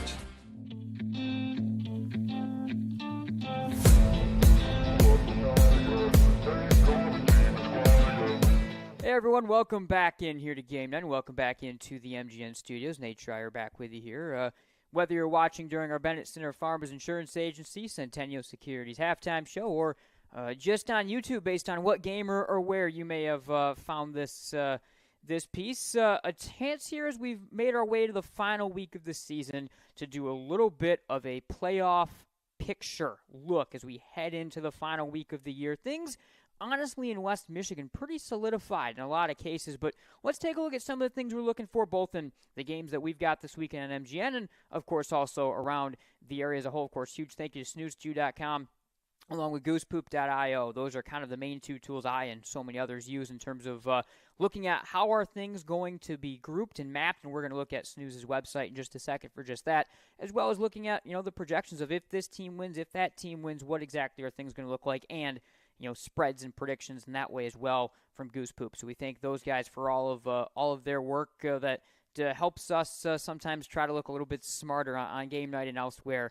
in the media. They do the real heavy lifting for us. And with that, like I said, we're going to take a look here at snoozestew.com. First off, note here as well, as you can see I've done here, make sure you click on, I was talking to Snooze about this, you go to the interactive map portion of this. It's where you can get a little bit better looking map options. So we begin here in Division 1, and I think in D1 things are going to be pretty straightforward, and it's going to in large part come down to Jenison. By the way, Snooze's website also has an option to be able to look at the team list and where things are at in that regard and how things are aligned, and that's where you see Jenison. That's going to be a talking point that we're going to touch upon here in just 1 second, because this is how things align at the moment. Grandville going to Hudsonville, East Kentwood, and Rockford. But if you throw Jenison into the mix, that then, of course, is going to put another team in the playoff mix that you're going to have to contend with. And in that case, where things get seeded, you can expect to see East Kentwood go east. Jenison fits into Region 1. So very likely, and that is making a probably decent assumption that Jenison wins that game against Grand Haven this week. You're going to see Jenison wind up the 4 seed. They will be the team going to Hudsonville, and you likely will have Grandville going to the TED to take on Rockford. It seems to be a little bit of an annual tradition. D2, a game or a division that has a little bit of interest if you are watching the Grandville Caledonia game, and that's where things are really interesting because right now, as you can clearly see, no Muskegon, reigning state champions, no Caledonia, who, of course, were in the state title game in Division 1 a couple years ago. And just kind of a funky thing, both of those teams right now, playoff points-wise, would be good enough to make the playoffs if they played in Division 1. But they are both out, and honestly, both comfortably out. I think Muskegon, they take on Cincinnati Moeller, one of the best teams in Cincinnati. They're in trouble pretty much regardless, I think, this week. Caledonia might be in trouble regardless, too. It's going to be really tough for them, even with a win, if you take a look at the Goose Poop projections, if they are able to beat Grandville. But regardless, Caledonia will need a win against Grandville, and all these D2 teams are all, for the most part, centered right in that same district. And my goodness, what a district that'll be. Byron Center, Northview, Mona Shores, all grouped together right now. When you're talking about where MGN might be, if we aren't doing Grandville games, and we're going to have a little bit to talk about in terms of where exactly we're going to be, you'll probably see us on a lot of Unity Christian coverage, but that also certainly one place that we're going to have to think about wanting to be. Division 3 gets a little bit interesting as well, and interesting, of course, in terms of looking at teams that we're covering this week. Zeeland East, Zeeland West, both right now in their own district and also in their own region in terms of these other teams. The main district to watch is District 2, as you have Forest Hills Central, Coopersville, Kenowa Hills, who of course just beat Coopersville, East Grand Rapids, who just beat Catholic Central. They're all grouped together in a really interesting one, but once again, potentially looking at a situation like last year where it wound up being FHC versus Zeeland West for trip to Ford Field in the state semis. We could have that set up again, and a potentially interesting and good little draw here for Cedar Springs as they're going to get to kind of be in their own district. Some good teams, of course, coming north that, it's tough to always fully grasp onto what they're going to be, but that could be interesting to look at it as well, the way things are falling heading into this final week of the year. And honestly, once again, all pretty straightforward. I think in D3 and the way things are going to look, it's kind of been a straightforward year in that way. On the whole, probably more of a straightforward year than we've had for the last couple of seasons. In Division 4, this is where I think you're going to find us, Chandler and I, spending a lot of our time this playoff run. We did the Unity Christian playoff run in 2021. That was a ton of fun, and they could likely be doing it again. They get to start with their big rematch against South Christian. We'll see what Carson Viss and company have going. South Christian in a position, they have to play Catholic Central to close their season, but I think even with a loss there, they'll be okay at 4-5. But likely it'll be tough for them to climb. We'll see how things fall. Maybe they're going to be able to climb with a win this week into the third spot, which would be really big for them to avoid Unity Christian.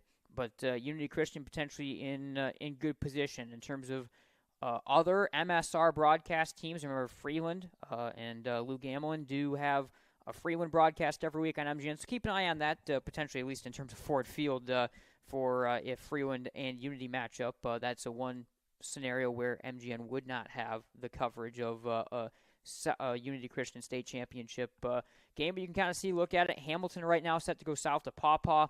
In a prior week with Snooze, with the way things that fell, Hamilton was playing Holland Christian, so it could be an interesting rivalry matchup, but things wind up falling that way again. This is all really up in the air. Forest Hills Eastern right now in their own region as well as they're getting to stack things up. Taking a look at Division 5, and of course everyone is going to have their eye on one thing when it comes to West Michigan teams, and that is Catholic Central, West Catholic. We're seeing West Catholic as they take on Zeeland West this week. You can see playoff points, 55-53. It's close there, and this final week of the year, especially playing against a really good D3 opponent, could be very, very critical for West Catholic if they are going to have a chance to jump into a 1 seed and maybe being able to host that game against Catholic Central. That's the biggest thing, I think, in this Thursday night game that is up for grabs for West Catholic. Not a ton up for grabs on Thursday night for Zeeland West in the grand scheme of things playoff-wise, but West Catholic still a chance based on the way things fall to possibly be able to move up in those playoff rankings a little bit and be able to potentially get a home game against Catholic Central for that huge potential district championship game that would be following that. So that's a look at kind of the top 5 divisions at least, and a look around West Michigan. Thanks, of course, like I said, snoozq.com, goosepoop.io for all of their work. Make sure you check out those sites. I'm sure I'm not the first one to tell you about those sites, but make sure you check them out. And make sure you stay tuned at MI Game Night. You can see above me on social media for where we're going to be for the playoff run. We're still TBD on what our Grandville potential coverage looks like, but I can tell you right now, if Grandville's playing at Rockford or if Grandville is playing at Hudsonville, we're going to have our Rockford and our Hudsonville teams most likely, especially Rockford for sure, and also looks like Hudsonville on the coverage of those games. So likely we would not pick up a Grandville coverage point until into if they're able to win a district championship, unfortunately. So therefore, look at Unity Christian, look at Division 2 and other places that Chandler and I may wind up being as kind of where things are looking right now in terms of our playoff picture. All right, that'll do it. Thanks, as always, to the Bennett Center Agency, along with Centennial Securities for presenting Game Night on Michigan Sports Radio and MichiganGameNight.com. And we will be right back here on MGN. A record-shattering performance on the cross-country course in the UP, and a near miss at a record 4 straight individual golf titles. I'm John Ross, and this is This Week in High School Sports, powered by the Michigan Achievement Scholarship. A perfect weekend of weather for the MHSAA's Lower Peninsula Girls Golf Finals, and there were some standout performances to recap. In Division 1, Northville cruised to its 5th team title in the last 8 years. The Mustangs finished 44 shots clear of second-place Caledonia. Okemos senior Elena Lee brought home medalist honors. In Division 2, Farmington Hills Mercy won its 3rd straight title. Dexter was second. Dexter was led by junior Avery Manning, who shot a tourney best 141 to capture medalist honors. In Division 3, Grand Rapids Catholic Central repeats as team champions. The Cougars easily outpaced second-place Detroit Country Day. Lillian O'Grady of Grand Rapids Christian finished atop the individual leaderboard. And in Division 4, Kalamazoo Christian won its first ever girls golf championship. Traverse City St. Francis senior Grace Slocum earned medalist honors. Mia Melendez of Ann Arbor Green Hills was trying to become the first Lower Peninsula golfer to win 4 straight individual titles, but finishes third after 3 straight state championships. For more on a great final weekend on the course, please check out MHSAA.com. It's time for Game Balls, when we highlight a trio of standout performances from the past week. Fowler running back Ford Phillips, 8 of his 14 carries were for touchdowns, and he ran for a total of 310 yards in a win over Langsburg. Frankenmuth Logan Diener, he scored the game-winning touchdown in a victory over Freeland. The win gives the Eagles 66 straight conference wins and a 13th straight Tri-Valley Conference title. And to Jackson Bagwell of Climax Scots, his touchdown run with a minute left propelled the Panthers over Mendon 46-44 in 8-player action. Graduating seniors could qualify for a tuition-free skills certificate or associate degree through the new Community College Guarantee, no matter their GPA or your household income. Or if your child plans to attend a 4-year university or career school, the Michigan Achievement Scholarship Program has them covered. They could get up to $27,500 toward a bachelor's degree or up to $4,000 for career training. Complete the FAFSA to get started at mi.gov/achievement.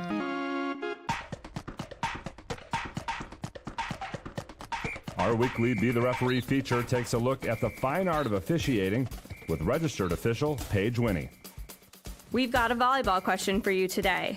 At the moment of the serve, which statement is not true? All players, including the libero, should be in the correct serving order. All players, including the libero, are not required to be in the correct serving order. No player other than the server may have any part of the body touching the floor outside of the boundary lines. All players except the server shall be within the team's playing court and boundary lines. If you said, all players including the libero are not required to be in the correct serving order, you are correct. At the moment of the serve, all players must be in the correct serving order, and only the server can be outside of the playing court and boundary lines. Thanks, Paige. Now more than ever, we need officials. If you're interested, please go to the MHSAA website now to register. In the Upper Peninsula, the UP Cross Country Finals were held in Munising. On the girls' side, Ewan Trout Creek won its first ever title in Division 3. In Division 2, Hancock won for the 4th straight time, and Marquette won in Division 1 for the 3rd straight year. On the boys' side, Engadine won its very first cross-country championship in Division 3. Painesdale Jeffers won a 4th straight title in Division 2, and Marquette won a 6th straight team title in Division 1. But the story of the day belonged to Sault Ste. Marie's Gabe Litzner. The junior turned in a UP Finals all-class division record, running the course in just under 15 minutes, 15 seconds, shattering the previous record by 35 seconds. That helped his team to a second-place finish in Division 1. For more on all of the cross-country action north of the bridge, check out MHSAA.com. We'll have coverage of all 4 divisions of the tennis championships next week. You've been listening to This Week in High School Sports, powered by the Michigan Achievement Scholarship, a production of the MHSAA Network. Thanks for joining us. I'm John Ross. We'll be back next week.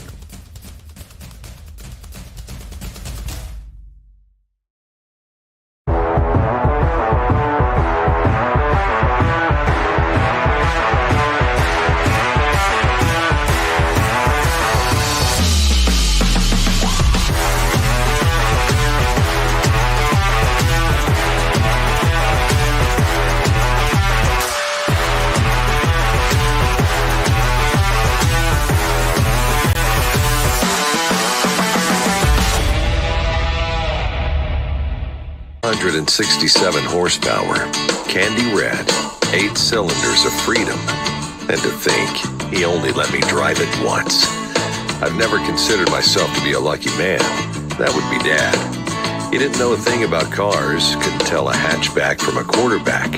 But somehow his just kept going and going and going and going. Turns out Dad wasn't lucky. He just knew where to look. Don't just find yourself, make yourself. Start businesses, build bridges, save lives, raise a whole city.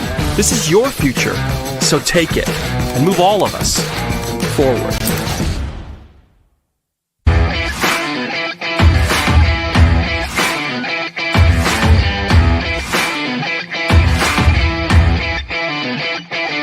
Are you having a hard time hearing tonight's game? Hi, I'm Brock Conkle from Michigan Sports Radio, and after putting it off for many years, I decided to contact Miracle Ear and get my hearing tested, and sure enough, had significant hearing loss. The friendly staff at Miracle Ear fitted me with hearing aids, and life is so much more enjoyable being able to hear the things that I've been missing. Go to miracle-ear.com to schedule your free hearing evaluation. There's a location near you.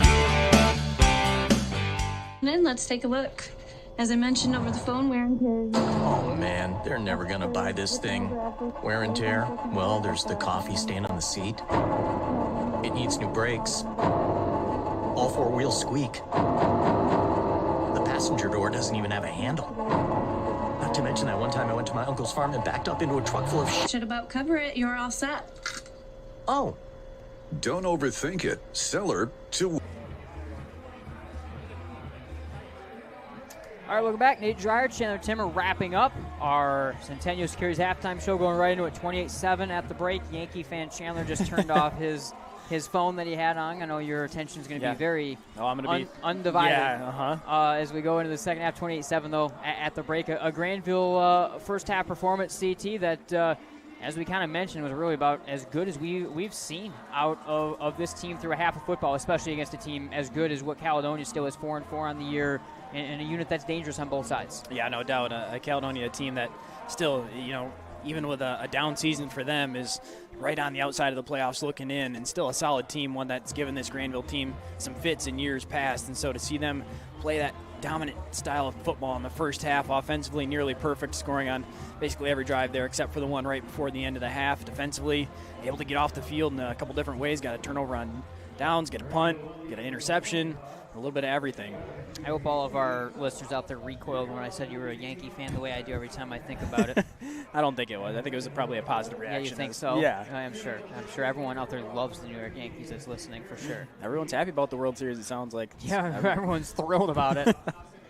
I think that's why everyone's watching this instead of the World. I'd be watching this instead of the World Series for sure.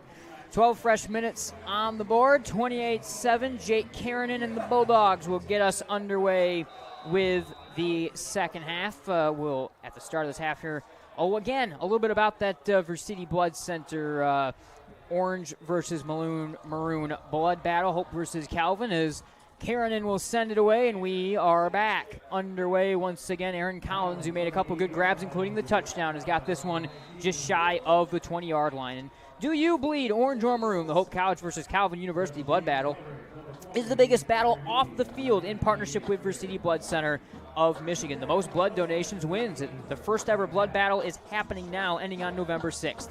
Here's how you can show your support. First, make an appointment to donate blood at your local Versiti and enter the promo code Knights or Dutchman in your online appointment notes, or you can go to the on-campus blood drives on November 6th. And by the way, there will be some special commemorative blood battle t-shirts while supplies last as well. All right, here comes Betzer and the Caledonia offense, and it will be Brody Betzer on the option keep. He'll use that 210-pound frame to lean for 8 yards into the Bulldogs secondary before Naraki and company were able to range along with Sedinsky on the stop. So first 20 seconds off the clock, and right away the quarterback run game is what Coach Pennington dials up, and I think that's something that they're going to dial up quite a bit with the senior, what might be his final game based on the way the playoffs wind up settling out, as it looks like right now Caledonia, win or lose, might be out in the D2 playoff chase. Betzer will swing this one to Collins. Good setup screen, and the sophomore's got some wheels down the sideline, and he's got into Bulldog territory.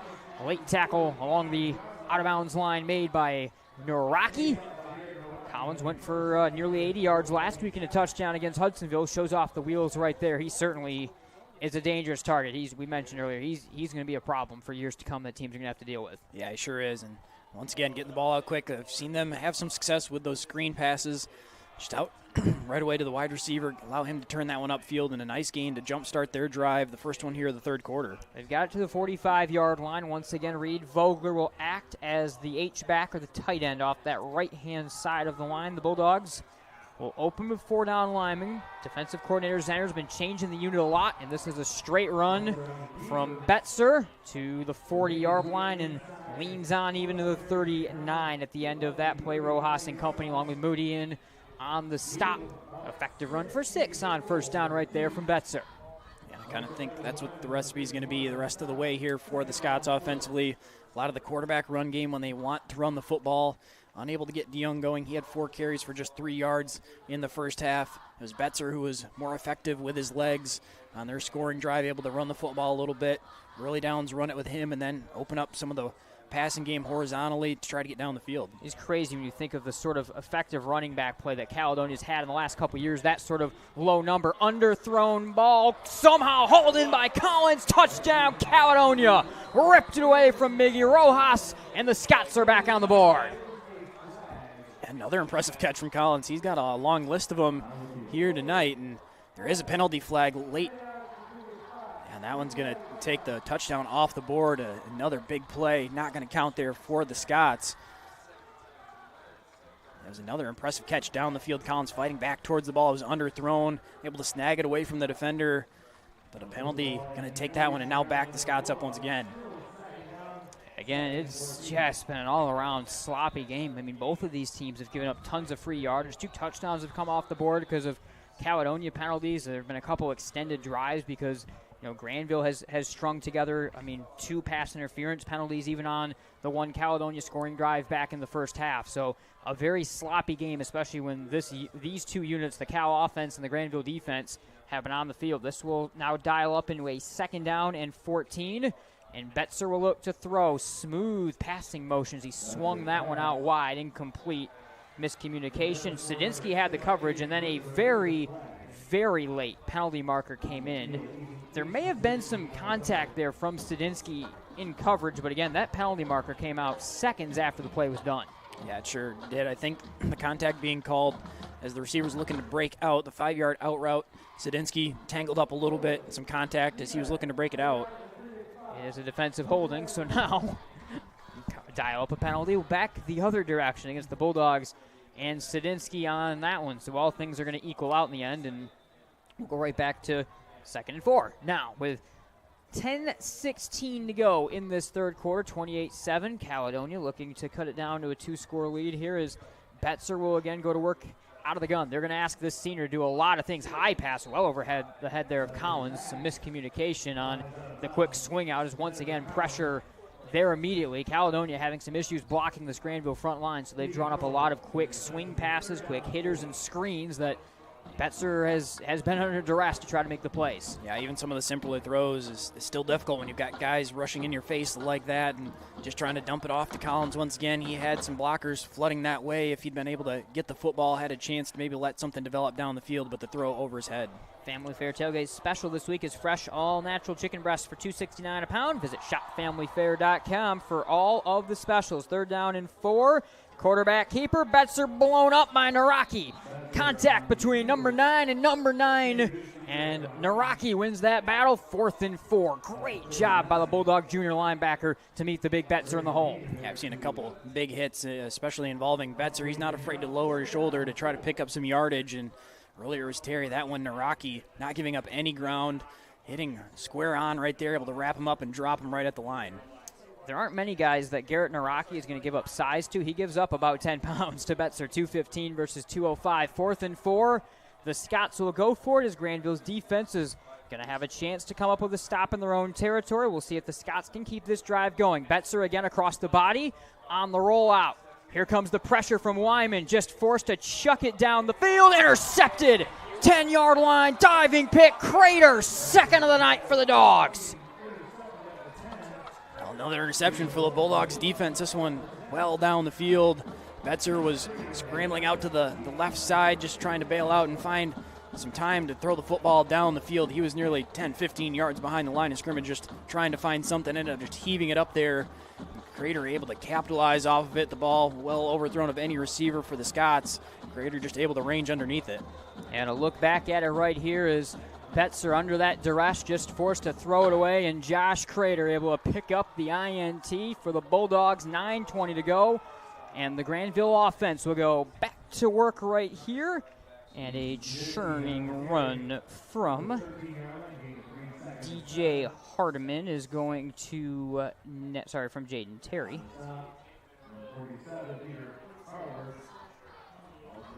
Is going to net 3 on the first down carry up to the 13-yard line.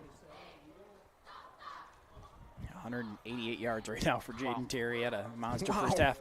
We'll start off with that 71-yard run on a second carry, but added to it. He'll get it again right here, trying to turn the corner. Another little jump, but gets his legs taken out expertly as he was trying to turn that corner by the safety who's down there, the defensive back Behrens, who was down playing the edge. 3rd down and 4 for the Bulldogs from the 16-yard line. And still a good opportunity in this game, that a lot of things that they can work on these third and medium type situations. These are the type of situations you really need to be executing and hitting at a high clip for when you're going to be playing next week in the playoffs, likely against a team that you've already seen, whether that's Hudsonville, Rockford. Down to about the 8-minute mark as Ethan Newville will bark out some new signals to this grizzled offensive line unit that he's got. Jaden Terry, second push, will have enough to move the chains. He was stuffed initially a yard or two short of that marker, but Jaden and the inside of the Bulldog offensive line with Schackemeyer, Brucker, and Becker able to help give him enough to move the chains over the 20-yard line. Yeah, where Jaden Terry stood up initially, it would have been short of the first down, it looked like, but just, again, the strength and the lower body, the legs able to push forward. Had multiple guys all around him. Did get some help from some of his fellow offensive players there to help push the pile forward, but the second, third effort able to get that extra yardage there to avoid a 4th down situation. Bulldogs looking to churn some clock right here as Easton Sadinsky will get split out wide as both sides of the ball putting together a strong performance for Coach Stiegel's group. It'll be a stretch again. Faked this time to Terry, and Gibby Connolly is racing into space. Connolly with a convoy in front. Wysocki eventually catches him up to the 15-yard line. A well-run stretch fake. A lot of the defense all drawn to Jaden Terry, far side, and a quick throw to Connolly, who was racing into the open field, and the Bulldogs into the red zone. They've been hitting those stretch runs for long plays all night long, and eventually they set up the play action off from it. The whole defense flowing that way, leaves that side of the field. As soon as Newville turns the corner, he sees nothing but open field, and Gibson Connolly has a lot of it in front of him as he gets the completion. Then down inside the red zone, the Bulldogs threatening to score once again. Gibby, a Grand Valley State commit at the tight end spot. His team, of course, a big game coming up. His future team, a big game coming up tomorrow. They've got Ferris State, number 1 versus number 3 battle. DJ Hardiman, 2 yards on first down. 6:27 and less to go in the third quarter in this one.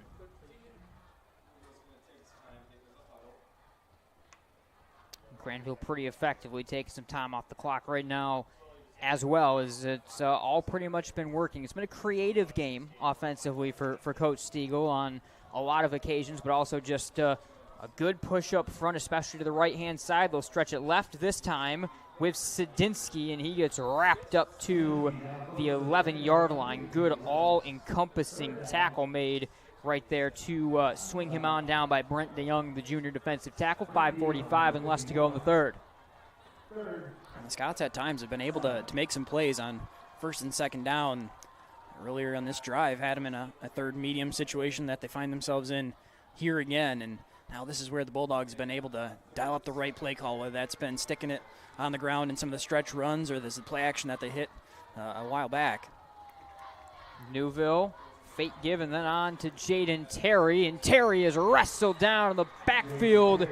It's Colin Coach hunting him down. Loss of 2, 4th down. Here comes Jake Karanen. He hit from 39 a week ago, so this one will be that much easier for Jake. And there is, after it was very windy, like when we were out doing our stand-up before the game, it was a very windy afternoon, and that wind has completely died down on a chilly night here. Well, he hit from 39 a week ago. this now will be a 30-yard try for Jake Karanen. Newville will have the hold. Karanen has got plenty of leg behind this one, and he drills it. So Karanen, back-to-back weeks, able to put one through the uprights this time from 30 yards, and the Bulldogs extend it to 31-7.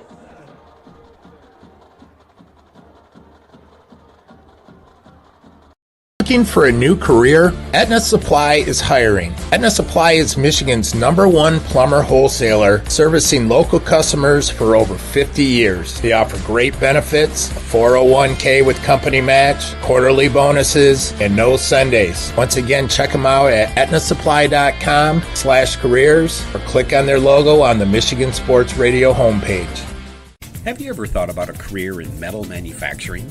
Today, careers in robotics, product development, engineering, and IT are just some of the few of the outstanding careers available. There are hundreds of businesses in West Michigan looking for people just like you and are willing to provide the training you need. Go to youarehired.pma.org or click on the PMA logo on the Michigan Sports Radio homepage. There's an opportunity for a lifelong career, and it's in your hands. So after Jake Karanen was able to knock one down from 30 yards, he'll send it away. I like back-to-back weeks that the Bulldogs have been able to get Karanen to knock down some field goals, and you never know come playoff time if you're going to wind up needing that leg. Sends it over Aaron Collins. I mean, Jake Karanen has really been a good weapon. He has developed into one of the better kickers, and Coach Stiegel has had some really good ones. I think you obviously think back to Gavin Petty, a few years ago that went on and played and kicked at Western Michigan right around when we first started at MGN, and there have been some really good kickers along the way for the Bulldogs, and his ability to get touchbacks, his ability to get onside kicks, and now adding field goals. I mean, Karanen's going to be a real weapon in the playoffs when you're trying to win these games on the margin and against teams that, in all likelihood, you've seen before and have to find a way to beat a second time. 4.5 minutes to go, and Brody Betzer will not go back to work with the offense. This is the sophomore Bryce Backus that'll jump into the offense, and his first one is deflected down by Becker. This is a kid that has a lot of interest. He played last year up on the varsity squad for basketball as a forward on that team, and he is a player that has had some D1 interest and D1 visits before he's really played varsity football. So this is a very talented kid, and this is definitely a look to the future right now for Coach Pennington with his young wide receivers and his young quarterback. Yeah, it sure is, and exciting for the Scots to kind of get this unit out there as they're going to get some time to try to put it together here on the varsity field in Week 9. All right, Backus will run it straight away here. Keegan Kroll will help shut him down along with a couple big guys, including Kubzak from behind. Third down and medium on the way. Backus 6'3", 185 pounds, so certainly even a frame that can continue to grow moving on ahead. I mean, it's interesting. I actually had wondered if we would see him based on the way this game script went at some point tonight with Caledonia likely not making the playoffs, and we're going to get to see it. So this is a little bit of a real look on 3rd and 6 at the future of Caledonia football right now with a group of sophomore wide receivers and a sophomore quarterback. Backus on the run, nearly intercepted by Crater. That would have been his 3rd pick of the night, 4th down. Crater had a look at the hat trick right there for his 3rd interception. Completely read that one. The young quarterback rolling out to the right. Had the curl route right at the sticks, and Crater saw it the whole way, jumped it, timed it perfectly, just couldn't get his hands on it, bounced off his chest, and would have had a chance at a pretty nice return there, but just missed his 3rd interception. So Aaron Collins will instead punt it away to Josh Crater as Grandville's defense comes up with yet another stop. Right now, just 2 scores allowed in the past couple weeks. It's a fake, a direct snap onto Vogler. He pitches to Collins. He's blown up short of the marker. Grandville rallies to the fake. Kubzak and a whole host of other maroon uniforms all over it. That was very well coached by the Grandville special teams unit to read that fake that was really perfectly run. They read it and they stopped it perfectly. Yeah, they sure did. Able to recognize it pretty quickly. As soon as the snap goes back there and you see them rolling out that way, you can tell it's a fake. The defense and the special teams coverage unit able to adjust, get over there, and then deliver a nice hit to stop that one from being a potential conversion. 3:42 in the third quarter. Grandville starting unit back out there on offense with a 31-7 lead. Newville will fake the give. He'll roll. Throwing for Sadinsky. Snags it at the 15. Sliding his way down to the 10-yard line as he was wrestled down by Kowach. I thought he was going to slip both those tackles and find his way into the end zone again. 1st and goal, Bulldogs. He nearly did. The stop of the momentum right there and kind of pushed the defenders past. Almost fought his way back into the field of play and able to fight forward. Would have been another nice touchdown for Sadinsky. But either way, a big gain. Now the Bulldogs just outside the 5-yard line and taking shots here up big.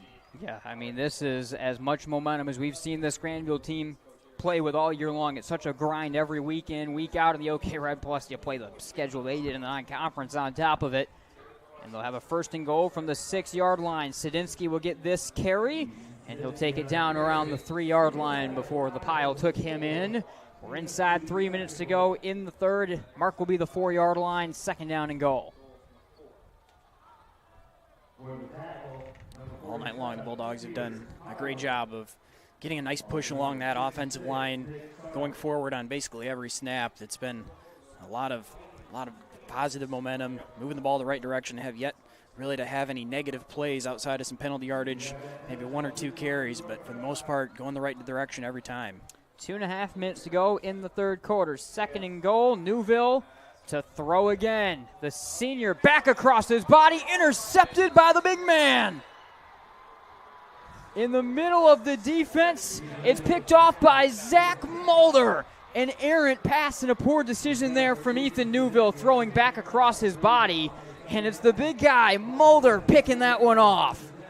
Always dangerous when you try to throw back across your body, rolling out to the right, kind of trying to look across the middle of the field, and thought he had a window to slip that one in there. And Zach Mulder, I think, probably about as surprised as everyone that he got that ball. He wasn't looking for it. He kind of was just going that way and happened to be in the field of play or in the line of vision for where the receiver was at, and he'll take it, hits him right in the chest. He brings it and gets possession of the football. That might have been an example of a little too much confidence flowing through the team right now for the Bulldogs, for Ethan to try to make that play. Back is quick throw. That one is hauled in just shy of the 10-yard line with bodies all over the place as Vogler was able to track it in. The Bulldogs have had some pressure on Backus, who has had a couple of dangerous throws early, but able to complete that one for 6 yards to his senior tight end. Inside 2 minutes to go. And again, it is interesting here that Backus has gotten this chance at the controls of this offense, and I'm, kind of interested how, what this is going to look like, because it's a guy that I've been hearing things about for the last couple years, since he was even a freshman working his way through this program. So it's interesting to see him, and he'll work across the body and throw one there incomplete as it was a well-covered. The closest intended target was Lincoln Senti. Play right there, minute 34, and it's 3rd and 4 for the Scots, again deep in their own end, as right now the Grandville defense has been pretty well able to adjust to Backus, who's a little bit more of a pure passer, wanting to throw the ball. They have been throwing the ball with him as well versus that kind of big body run game that Betzer was kind of gashing them with at points. Yeah, it looks like at least early on, a lot of the same playbook available for Backus out there. He can do a lot of the same things that Betzer does, rolling out either way, some of those shorter, quicker throws, also a bigger frame at 6'3", and not quite the same weight and size that Betzer had, but definitely going to grow into it. End around give, Reed Vogler shut down. Evan Wyman met him in the hole, 4th down. They go to a little bit of the end around give. Naraki also credited the stop, and Grandville meets it well. Here comes the punt unit as Caledonia will be forced to punt it from their own end zone. This Grandville defense, the story right now. This is the best performance and against an offense that has had some struggles, but still, again, scores over 30 points per game. We know Coach Pennington's as good of an offensive coach as it gets. I mean, this is the best performance defensively we've seen the Bulldogs pitch in a couple years, I would have to say, and they're doing it right at the right time, I think. Yeah, they sure are, and you have to be impressed with, after the change of possession, throwing the interception down on the goal line, able to go right back out on the field and get a stop. Nice punt right here from Collins. Will flip the field as he's going to go from punting in his own end zone, essentially, to having the Bulldogs start on their own end of the field, which certainly is a win with 42 seconds on the clock. I have a score update of note to Grandville fans. Kalamazoo Central does lead Loy Norwich 20-10. Now, there are a lot of other factors that we're learning that are going to have to come into play when it comes to Grandville getting to host Kalamazoo Central, as we had kind of heard some potential whispers about. Utica gets in the mix and a lot of other teams as well, but that is one element that was needed, along with Jenison also winning their game and getting into the postseason, which they were doing earlier against Grand Haven. Give to Jaden Terry. Will pick up 3 or 4 on first down, but that, of course, is the playoff note. What are Grandville's playoff options? Well, if everything goes right, Kalamazoo Central, Jenison both make the postseason. Kalamazoo Central, in all likelihood, is coming here to Bulldog Stadium based on the way things go, unless they decide to send Kalamazoo Central east and Crockford stays in this division or in this district. Well, we've got plenty of time to talk about it more because Coach Stiegel is willing to take this one into the third quarter break. Bulldogs lead at 31-7 after 3. We're going to step aside right back here from... Do you have a distressed home you'd like to sell? Did you inherit a home you'd like to move on from with ease? Are you a tired landlord and it's just time? For Real buys and sells as-is homes with a mission to create real estate upside for everyone. We're fast, fair, for real. Call or visit For Real today for your free 15-minute consultation. 616-816-2028. Golf 616 is Grand Rapids' newest and most elite indoor golf facility. A place where you can refine your swing, compete in a league, or simply enjoy a round of golf with friends. Golf 616, the perfect place to sharpen your game when you can't get out on the links. Located on West River Drive and 131 in Comstock Park. Find them on Facebook or online at golf616michigan.com. And we're back. Jaden Terry following blockers of a yard short of the first down marker. Fourth quarter underway here from Bulldog Stadium. Remember, new for 2024, Michigan Sports Radio has live coverage of Calvin University's inaugural season. They're back in action tomorrow as they travel to Trine. So tune in to Bob Sack and his whole crew tomorrow as they go in action on Michigan Sports Radio at 1 o'clock. 11 and a half minutes to go, fourth quarter. Third and 1, 47-yard line for Newville and the Bulldog offense. And the senior will look to throw it on third down, lobbing for Connolly, and he's unable to make the grab. There's a penalty marker down, and a pass interference call is going this way as River Swanland made contact on that throw down the field. Don't see too many pass interference penalties against the defense when they play Grandville, but there will be one here. Yeah, nice job by Connolly, kind of fighting backwards enough to draw that call. He was streaking down the field. Newville on the run, able to launch that one down and get enough on it to get it in the area of Connolly. Then Swanland had to kind of run through him, never got his head back around to try to find the football and caused some contact there before Connolly could bring that one in. Barber Ford provides a vast selection of new and used vehicles, exceptional car care, and customer service. They've got competitive prices on every pre-owned vehicle for sale on their lot, and you can't find another reason, you won't find another reason, I should say, to visit any other dealership in Holland. Check them out online at barberford.net. This is Easton Sadinsky breaking free, and he's gone. Touchdown, Easton Sadinsky, and the Bulldogs stretch it to 37-7. Offense continues to do just about everything right here tonight. Another 30-plus yard scoring strike right there. Another one from Sadinsky. This one on the ground. Able to break through between left guard and left tackle right there. A hole opened up, huge hole. Able to run through it and then outrun the last defender there to the corner of the end zone. And impressive night for the Bulldogs offense continues. It's going to be a tough one for our Center Agency Player of the Game award, isn't it? Because you got a lot of options. Crater's got 2 picks. Terry's got a couple touchdowns. Sadinsky's got a couple impressive touchdowns. I mean, there's plenty of options out there for the kind of performance the Bulldogs have put out tonight. They will go for 2. And this will be a fake and a bootleg and a well-run fake at that. Ethan Newville had a couple of choices. He could have kept that himself to waltz in. He also had a wide-open LaCroix that he could have tossed it to. We're going to step aside, be right back, 39-7 Grandville. Order groceries, schedule appointments, and rides online. So why not house cleaning? Sweep is West Michigan's go-to residential cleaning service. Order cleanings in minutes by selecting the rooms and services you need on the Sweep app. Pricing is transparent, scheduling is flexible, and we're fully bonded and insured. Visit sweepllc.com to download the Sweep app or book online. First-time users use promo code FIRSTORDER to get 10% off. sweepllc.com. A cleaning in a sweep.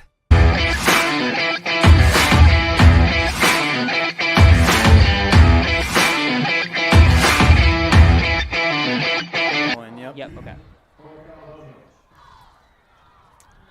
Back underway here at Bulldog Stadium. The Dogs now up 39-7. Once again, fair caught by Whistler. Off the short kick from Jake Karanen. Here comes the Caledonia offense. Is it going to be Betzer or is it going to be Backus this time leading out the offense? It's going to be Bryce Backus once again getting the last word in from Coach Derek Pennington, so we'll get a chance to see him. We've seen some of the arm talent, but also we've seen some of the sophomore decision-making at points with some dangerous throws that he's made. He also isn't the one that threw it right to a defensive tackle on a drive a couple ago, as it will be Backus that'll get this play back underway. A give here on to DeYoung. The senior stretches outside, and it's blown up out of bounds by a leaning Jaden Brown after a gain of 3 or 4. 10:50 to go. Brecken Mann will check into the secondary for the Bulldogs, as Grandville is starting to get that second unit out right now and work them, as Josh Crater goes to the sideline off his terrific performance with a couple of interceptions tonight. And a great opportunity now for this defense. They've put a really good performance. The first team has. Now you can get some playing time for some of the second unit guys. Make sure you're staying healthy for the postseason. Backus on the keeper. Kubzak meets him shy of the 40-yard line to the 39, as he was chopping his feet the whole way, trying to find something. Third down and 4 or 5 here for the Scots.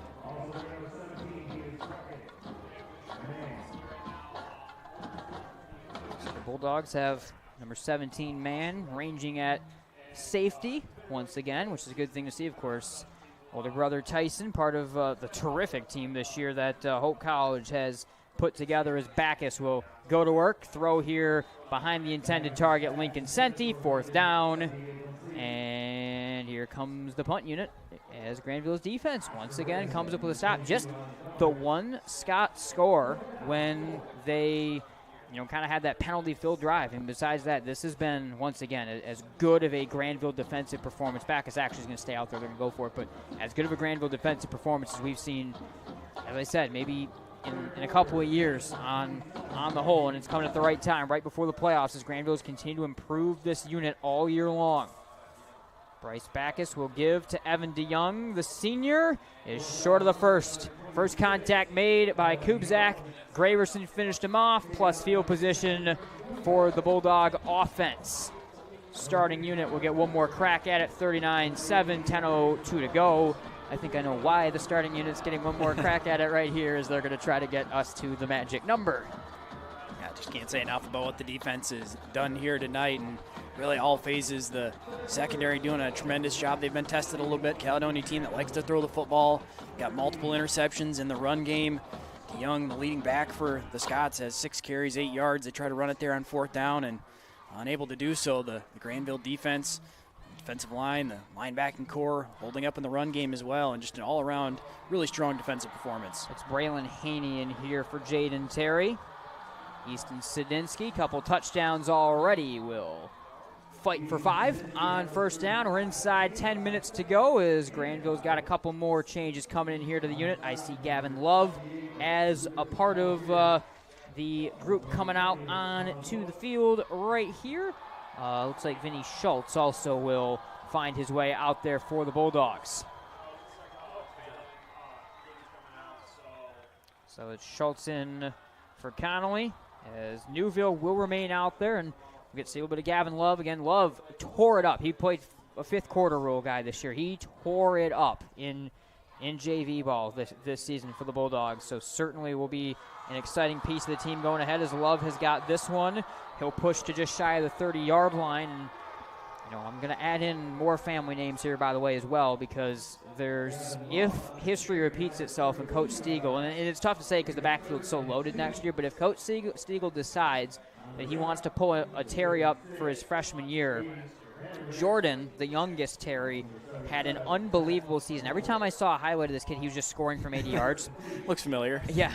And he is an 8th grader this year, so he could be up. We saw Jaden got 30 touches his first game as a freshman, and I don't know. I mean, someone's going to have to get converted to fullback, but what about Terry Love as a backfield option maybe in the future for Grandville? I guess I'm even forgetting about DJ Hardeman's a sophomore too, so they're going to have to change the offense into like 4-backs instead next year, as this one will get pushed ahead, and the Bulldogs will be able to pick up the first down on the carry here with Braylon Haney.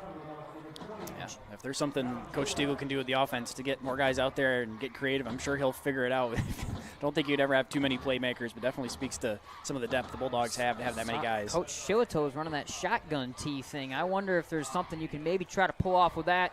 A few more changes here, including Jeffrey Fogelsonger, the junior quarterback, is going to be in for Newville right here. So the second unit is fully on for the Bulldog offense as we take inside 8 minutes to go. Really one of the first times all year Grandville has been able to get the second unit on the field in all the tight games that they've played. Gavin Love sidestepping down inside the 25-yard line. My goodness, he runs like his brother, doesn't he?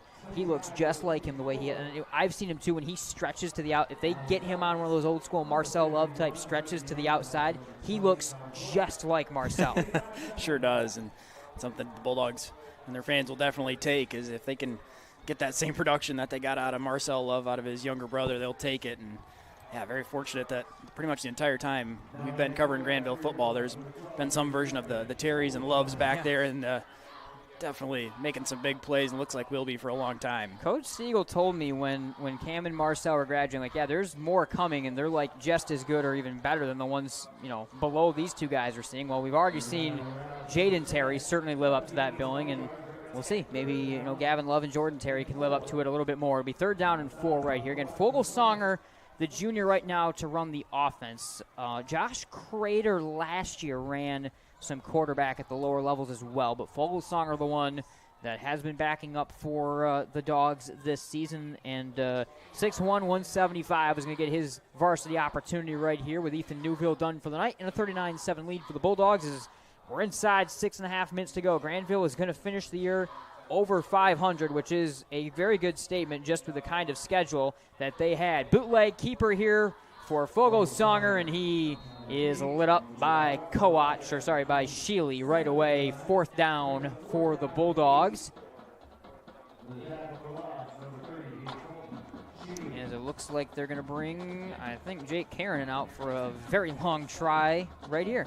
And that's exactly what they're going to do. So he hit from, 39 last week, hit from 30 earlier, and this one is going to be a 43-yarder from right in between the hashes. 43-yarder here for Jake Karanen. This one's got plenty of leg on it. Easily good from 43 yards for Karanen. He just keeps stretching it backwards. No problem on that one whatsoever. 42-7 Bulldogs. We'll be right back. Stock up this Labor Day with amazing savings at your neighborhood family fair. With Card, enjoy cool sips of select varieties of Pepsi or 7-Up products. Buy 2, get 3 free. Beat the heat with 6 to 12-count Outshine bars, 2 for $8. And save on items down every aisle during our Buy 5, Save 5 sale on items like select varieties of Nabisco Ritz or Snack Crackers, select varieties of Farmland Sliced Bacon, or Kool-Aid, Tang, Arizona, Mio, Country Time, or Crystal Light Drink mixes. Family Fair in your neighborhood. Car Center is an automotive collision repair company with multiple shops throughout West Michigan. Our goal is simple: to bring hospitality to the collision repair industry. You can find us online at carcentermi.com to find the location nearest to you. Because at Car Center, fixing cars is our job. But helping people, that's our business. All right, we're back from Grandville. Nathan Chandler. What a 43-yarder from Jake Karanen, clutch to get us to the running clock beginning here as the Bulldogs senior now will once again short send this one away, and once again they wind up picking to that far side on the return with Chase Whistler, who will fair catch it, and the Bulldog defense will find their way back out. Clock is running inside, 5:40 to go.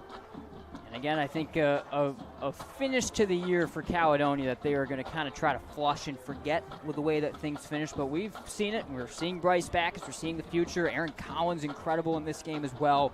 There's a lot of talent here, and this is a program under Coach Pennington that's not going away anytime soon. No, you wouldn't imagine so. You can already see the talent, and it's already been up here on varsity. The receivers already making some plays, now getting the quarterback acclimated to the offense, and, of course, the coaching pedigree as well. That's the sophomore Ty Shook making that grab. When it comes to your home parking lot and roads, you want a smooth, safe, and attractive surface for walking and driving. Trust the professionals at Bruce's Blacktop with over 30 years of experience to get the job done right. Check them out online at Bruce's Blacktop, LLC.com. Second down and 4 up to the 36-yard line. And under 5 minutes to go in the season for the Scots and in the regular season for the Bulldogs. Maybe the final game on their home field for a lot of these Bulldog seniors. Long throw there from Backus is overthrown as he was trying to hit the streaking Shook, who had a step down the sideline, but just overthrown there, and it'll be 3rd and 4. Yeah, Shook had his man beat along the sideline, the double move, and the pump fake from Backus got the defender to bite, but then just overthrew him by a couple steps up the sideline. If he can deliver that ball in stride, then would have been a big play right there, but just missed him up the field. 4:10 and less to go. We got the running clock. Grandville by 35 here over the Scots. 4 wide set. And Grandville's got that second unit in. Lucas Russ is the near side edge rusher, and he's bringing the pressure right away. Lincoln Senti off that nice quick strike grab, and he'll take it up over the 45-yard line. Good job with the pressure right there on Backus to stay calm and be able to find Lincoln Senti, who moves the chains. Once again, so much youth is here. Especially at receiver. Shook, Collins, Senti, who we just saw, and then, of course, Betzer. I think the one thing is a team that really was built around the read option and the power run game the last couple of years. You of course think back to Mason McKenzie when he was here and when they went to the state championship. It's going to be a little different, I think. I think it's going to be a little bit more spread and passing oriented with this talented group that they have right now. Shook able to secure the grab and get it into Grandville territory before Morales and company get him out of bounds. But it is going to be a different Caledonia team. It'll be interesting to see as well because, again, they just the last couple years since Coach Pennington's been here, they've been bigger up front. They've had Derek Jr. playing H-back.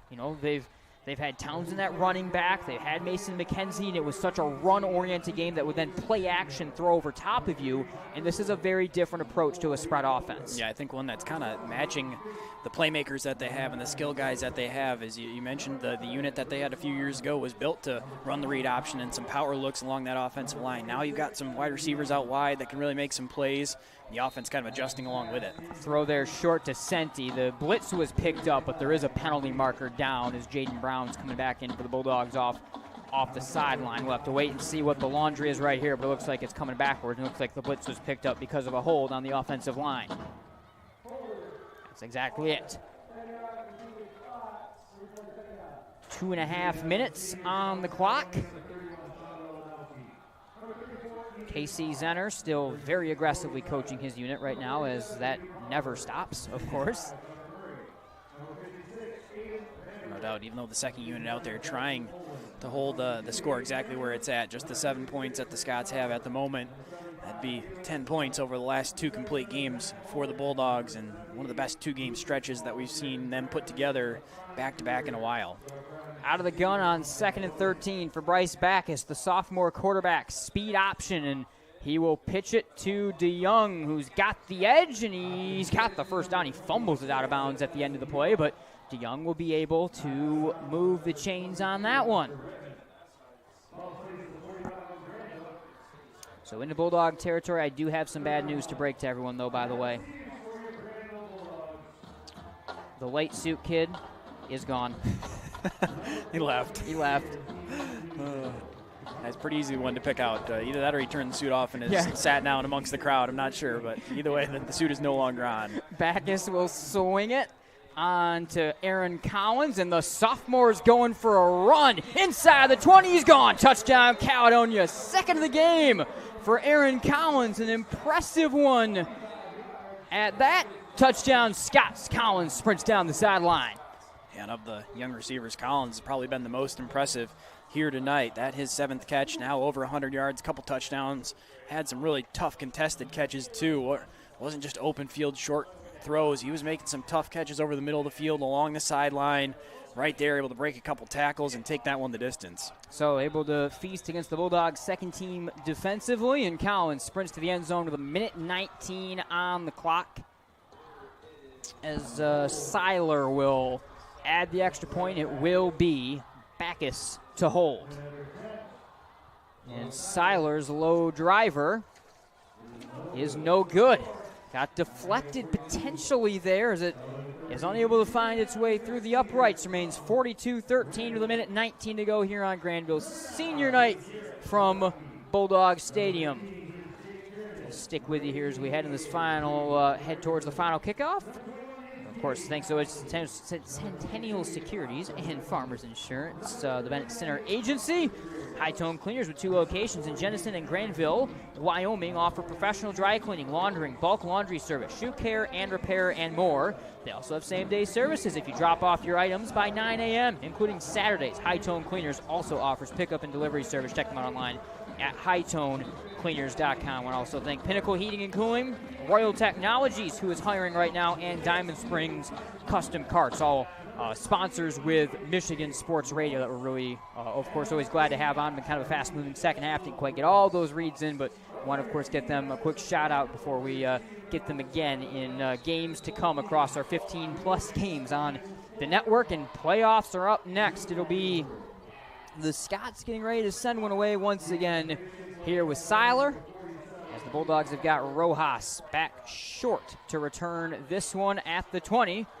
And they're going to give Miggy a chance to bring it back. He's got the speed. He had 2 returns last year against Caledonia. And out of the total. Touchdown, Miguel Rojas.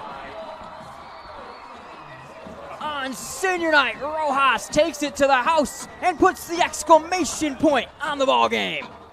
He hasn't had many chances to do that in a while. A lot of teams kicking away from him. Scott's doing so for the most part here tonight, but gets a chance right there. Gets a tremendous return right through the middle of the field, and then just outruns everyone. Great way to cap the night for the Bulldogs and adding one more score. I know we really expertly, if you watched last night, we predicted a Keaton Hendricks touchdown. For some reason, when I saw that was kicked short, it's one of those things, I'm like, there's no chance he's not bringing this one back. You just know that Miggy wanted to get a return, and Jake Karanen, who's had a really good night, will look to add the extra point and look to add on here for the Bulldogs.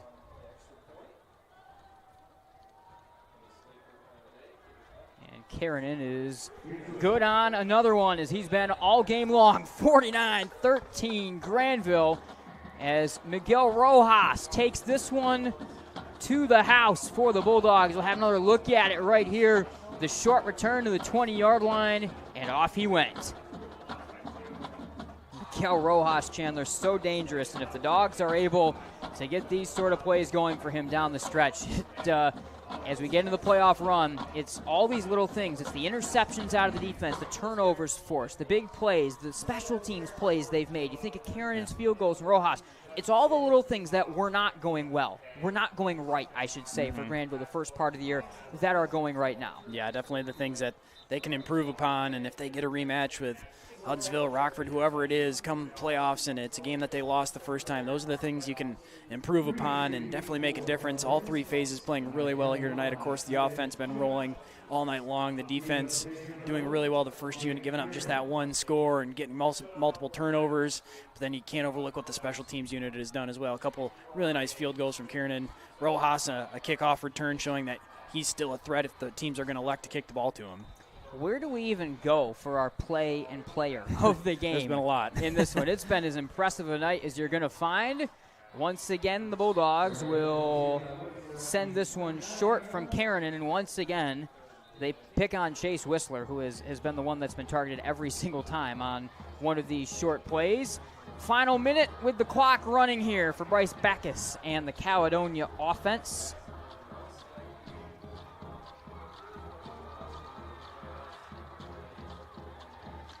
Backus will get ready to go to work in playoffs beginning next week. Every Grandville game will be on Michigan Sports Radio. I can promise you that. If you're tuned in to us. The question is if it will be Chandler and I there. We'll definitely be doing home games, but we'll have to see on some of the other matchups. A strike here to Reed Vogler. He'll turn it up into the open field. He went 70 yards against Caledonia last week, and he'll go 70 this week against Grandville. Again, touchdown Caledonia. Some fireworks late. Yeah, why not? We've seen these teams play some shootouts throughout the last couple seasons, and for the most part tonight wasn't that for both sides, but Caledonia getting some big strikes and Bulldogs getting to play on special teams. We're seeing some wildness yet at the end of this one. Why not? Have you ever seen a running clock game last this long for the final 2 minutes? Running clock, not running clock. We've had 3 scores in the final minute of a running clock. 24 seconds on the clock here as Bryce Backus has got a couple touchdowns to go out his sophomore season with. A couple of strikes right here against the Grandville second unit defensively. Low snap that Backus settles, and Seiler this time is good on the point after. So we're just got fireworks, as this time it's Reed Vogler doing it for Caledonia on the strike and the run. Like I said, he went 70 yards last week against Hudsonville. He does it again this week against Grandville from the tight end spot. And Vogler, one of those guys, he came up as a sophomore on that championship team.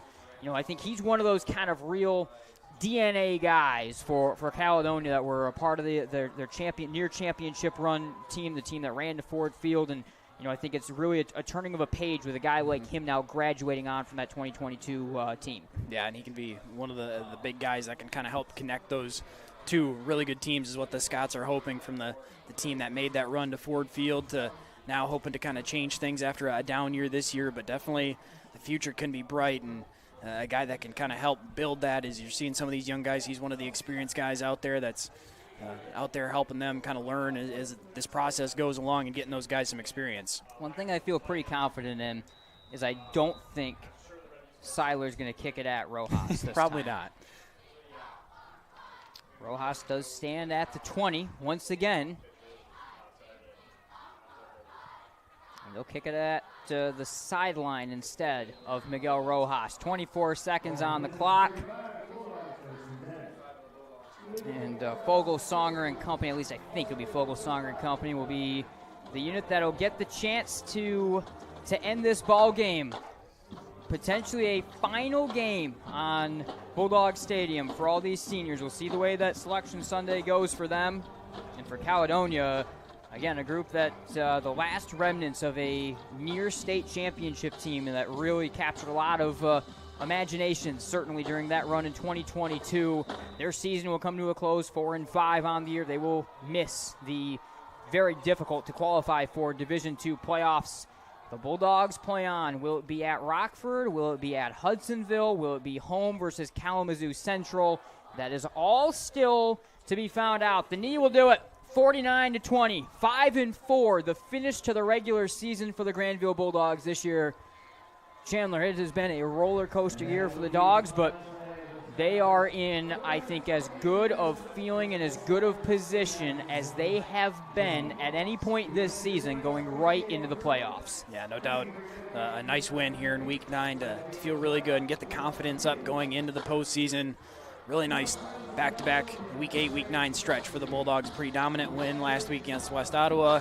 Nice win here, feeling really good in all three phases against a still stout Caledonia team. And so this Grandville team rather, likely going to be getting a rematch next week and able to end their regular season on a good note. Yeah, we'll find out what it is. We'll, of course, update you where we're going to be. We've got a lot to get to, though, from this one. Don't go anywhere. We're right back here on the MGN Shop postgame show. 49-20. Granville wins on senior night over Caledonia. Don't just find yourself, make yourself. Start businesses, build bridges, save lives, raise a whole city. This is your future, so take it and move all of us forward. Rapid Sports Hall of Fame celebrates the city's rich sports history by honoring prominent West Michigan athletes and those who have contributed greatly to sports on a local, state, or national level. A class is elected each year and then honored at an induction ceremony in the fall. They also prevent annual events in support of West Michigan athletics, and they raise funds to support local youth organizations and charities. Follow them on Facebook or check out the pictures and biographies of all 181 inductees at grsof.com. Car Center is an automotive collision repair company with multiple shops throughout West Michigan. Our goal is simple, to bring hospitality to the collision repair industry. You can find us online at carcentermi.com to find the location nearest to you. Because at Car Center, fixing cars is our job. But helping people, that's our business. The pulse of our community flows through all of us. Your blood donation keeps it strong. Schedule your donation at versity.org or call 866-MI-BLOOD. Together, we are a beacon of hope. Uccello's Restaurante is where great food and sports come together. There's something for everyone from a variety of handcrafted pizzas along with classic Italian dishes. With over 50-plus TVs on each location, you won't miss any action of the big game. Plus, they deliver. To check out their menu or order online, go to uccellos.com. Check us out to see why we're the #1 sports lounge in the area. The 76 Diner and Truck Stop would like to invite you and your families to come and check out their diner. With locations in both Byron Center and Coopersville, they're a great place to stop before or after the game. They have a wide variety of menu choices to feed all the kids. They serve breakfast hot all day, and they're able to accommodate all of your large group needs. Their full menu is available for takeout orders, and they have online ordering at 76truckstopdiner.com.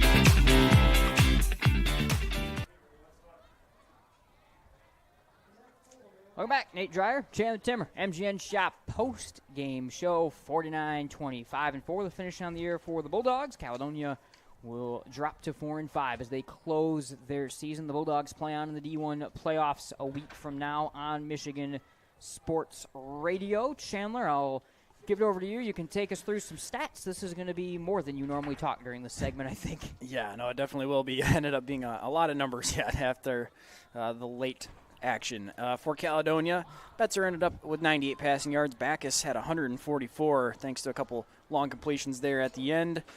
Broke it up. Senti had 30 receiving. Vogler 86. Collins, the leading receiver, 7 receptions for 113 on the ground. Young had 17 yards. Betzer 31.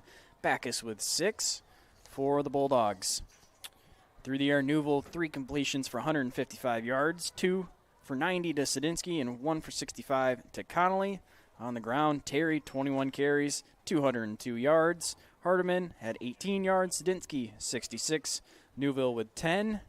And then a couple guys got some carries late the second unit. Haney got 2 for 5. Love 2 for 8. All right, we're just going to pick through some of the biggest highlights from this ball game. Of course, Jaden Terry started this game with an explosion as he was able to go 71 yards to the house. We actually had a bit of a malfunction on the replay on that one, so don't have a highlight out. The second touchdown did go to the Bulldogs again, and it went to Easton Sadinsky as he went 70 yards himself to the end zone on this pass from Newville.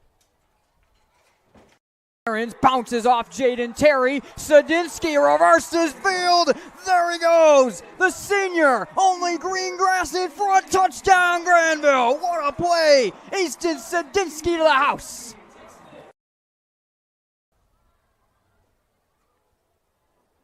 Caledonia got their one first half score on a really nice grab here. Aaron Collins, the sophomore, had a couple of touchdowns. This one in the first half, a really nice grab down in the end zone, wrestling it away tough. 11 right here.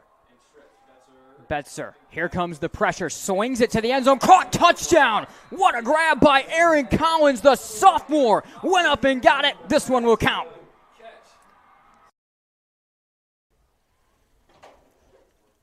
After that, Jaden Terry would score again. Braylon Haney would score for the Bulldogs. Let's find our way to the second half. The Grandville defense made some big plays. Josh Crater had 1 pick in the first half. He had another in the second half in the third quarter.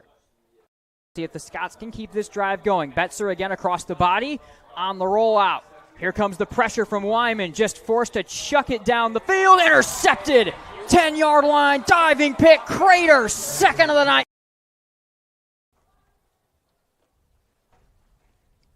Easton Sadinsky will get his second score of the game a few minutes later. Impressive run here from the Bulldogs senior, who had another really terrific game. He really finished the season in strong form. At barberford.net, this is Easton Sadinsky breaking free, and he's gone. Touchdown, Easton Sadinsky, and the Bulldogs stretch it to 37-7.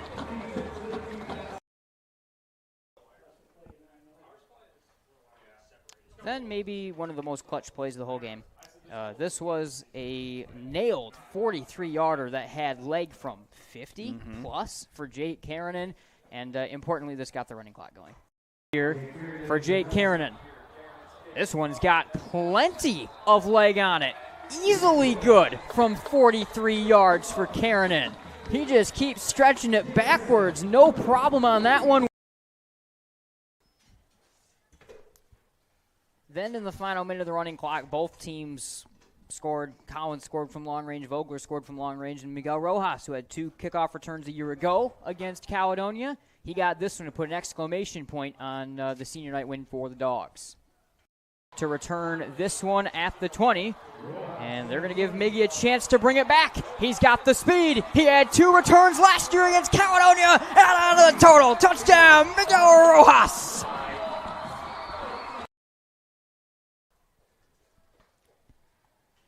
So all of it adds up, 49-20, Grandville over Caledonia. We'll take one last break. Be right back here on the MGN Shop postgame show, where we are going to hand out some awards from this final game of the regular season.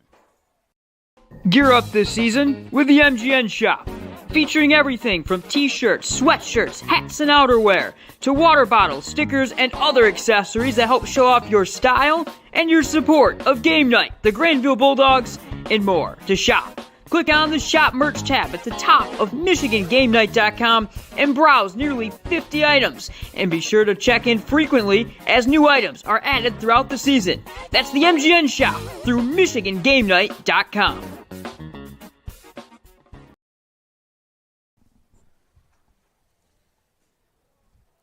All right, wrapping it up, 49-20. We'll welcome you in a second here inside the broadcast booth at Bulldog Stadium. Nate Dreyer, Chandler Timmer, MGN Shop postgame show, wrapping it up from the Bulldog win. Let's start with the Car Center hit of the game. Couple options, one of which, though, that really led the way. 4th down. It was Garrett Naraki just busting through on a stop. But it was that play. It was several others. Grandville just did such a great job on so many occasions, getting so much penetration against this Caledonia line. Yeah, it was one that we thought maybe they could take advantage of that matchup a little bit, try to get some pressure on the quarterback, and really a nice job all night. Fundamental tackling, delivering some big hits, not allowing many broken tackles down the field. But, yeah, the one that kind of stands out, that Naraki hit there on 4th down. Betzer, a big quarterback, big frame quarterback that can lower the shoulder a little bit. Naraki standing tall, delivering the hit and dropping him right there. Center Agency Farmers Insurance presents our Players of the Game Award. You can contact the Center Agency at 616-980-4949. And we're going to split it up this week. We're going to first do a defensive player of the game because Josh Crater had 2, was nearly 3 interceptions. Incredible performance from him tonight. Yeah, he did a really nice job in that secondary. A couple of ranging interceptions down the field, able to range and make some nice plays on some overthrown footballs and be able to jump, secure the ball. Had a shot at a third one that might have even been a pick 6 if he got it. It might have been even the easiest of the 3. He'd probably tell you that. But a really nice night and kind of playing that secondary and a big part of what the defense was able to do. On offense, I mean, a couple guys to choose from right here. Jaden Terry, 2 touchdowns, huge night rushing the ball. Same can be said with the all-purpose yards for Easton Sadinsky. So breaking the tie at senior night, we'll go Easton Sadinsky for our offensive player of the game. I mean, he, again, incredible. Back-to-back weeks, he's our player of the game. Yeah, really another all-around performance. Over 150 all-purpose yards, 90 through the air, 60 on the ground, making plays all over. Continues to be a serious weapon for this Bulldogs offense. And it was from 70 yards out, a pass from Newville in the first quarter. That is going to draw our Centennial Securities play of the game as well. Visit centennialscc.com to learn more about another one of our longtime presenting sponsors here at Game Night. And it was Sadinsky again. He got the Offensive Player of the Game award. We'll also give the Player of the Game award as he was able to connect here, or Newville was able to connect with him for 70 yards. Aaron's bounces off Jaden Terry. Sadinsky reverses field. There he goes. The senior. Only green grass in front. Touchdown, Grandville. What a play. Easton Sadinsky to the house. So that wraps it up. 49-20. And again, some points at the end that kind of inflated the score all around a little bit. CT, but a great performance for the Bulldogs. Make sure you stay tuned at MI Game Night for what's going to be next for us. I think you can probably expect we'll have a podcast early next week kind of prepping playoffs, and we'll probably get some sort of interview or something that'll get mixed in there as well in terms of what's coming up next. But for this Grandville team, again, going to the playoffs and likely going to have to exercise some demons against, it likely might wind up being Rockford. It could possibly be Hudsonville. I would, almost think Rockford might be what it's looking like. And I tell you what, though, if this team is looking to make a run in the playoffs, I would not want to see Grandville right now if I was anyone else. This is as good as they've, I think, felt in a long time, and it's definitely all season long. And again, Jay Weiss is back. The defense is playing well. It's both sides of the ball have a better feeling right now for Grandville than I think they've had all year long. For sure, reasons to be optimistic after dropping a couple games with Hudsonville and Rockford earlier in the season. Kind of feel like they're getting things figured out now at the right part of the season, week 8, week 9, both really incredible performances, all phases of the game. And so now you're trying to carry that forward. If it is a rematch, we'll all kind of be waiting to see exactly what that is. But reasons to be confident, I think, for all sides of the ball if they do get that rematch. All right, he's Chandler Timmer. I am Nate Dreyer. Thanks for tuning in all regular season long to game night. We still have quite a bit more coming up as we begin the game night drive to Detroit next week. The MHSAA playoffs are here. Stay tuned where we're going, what we're going. Every Grandville game will be on Michigan Sports Radio. I can promise you that much, and hopefully we'll be able to pull some strings and have a lot of those games as well. Thanks for tuning in. Bulldogs win it on senior night over Caledonia. They're heading on to the playoffs. We'll see you all next week.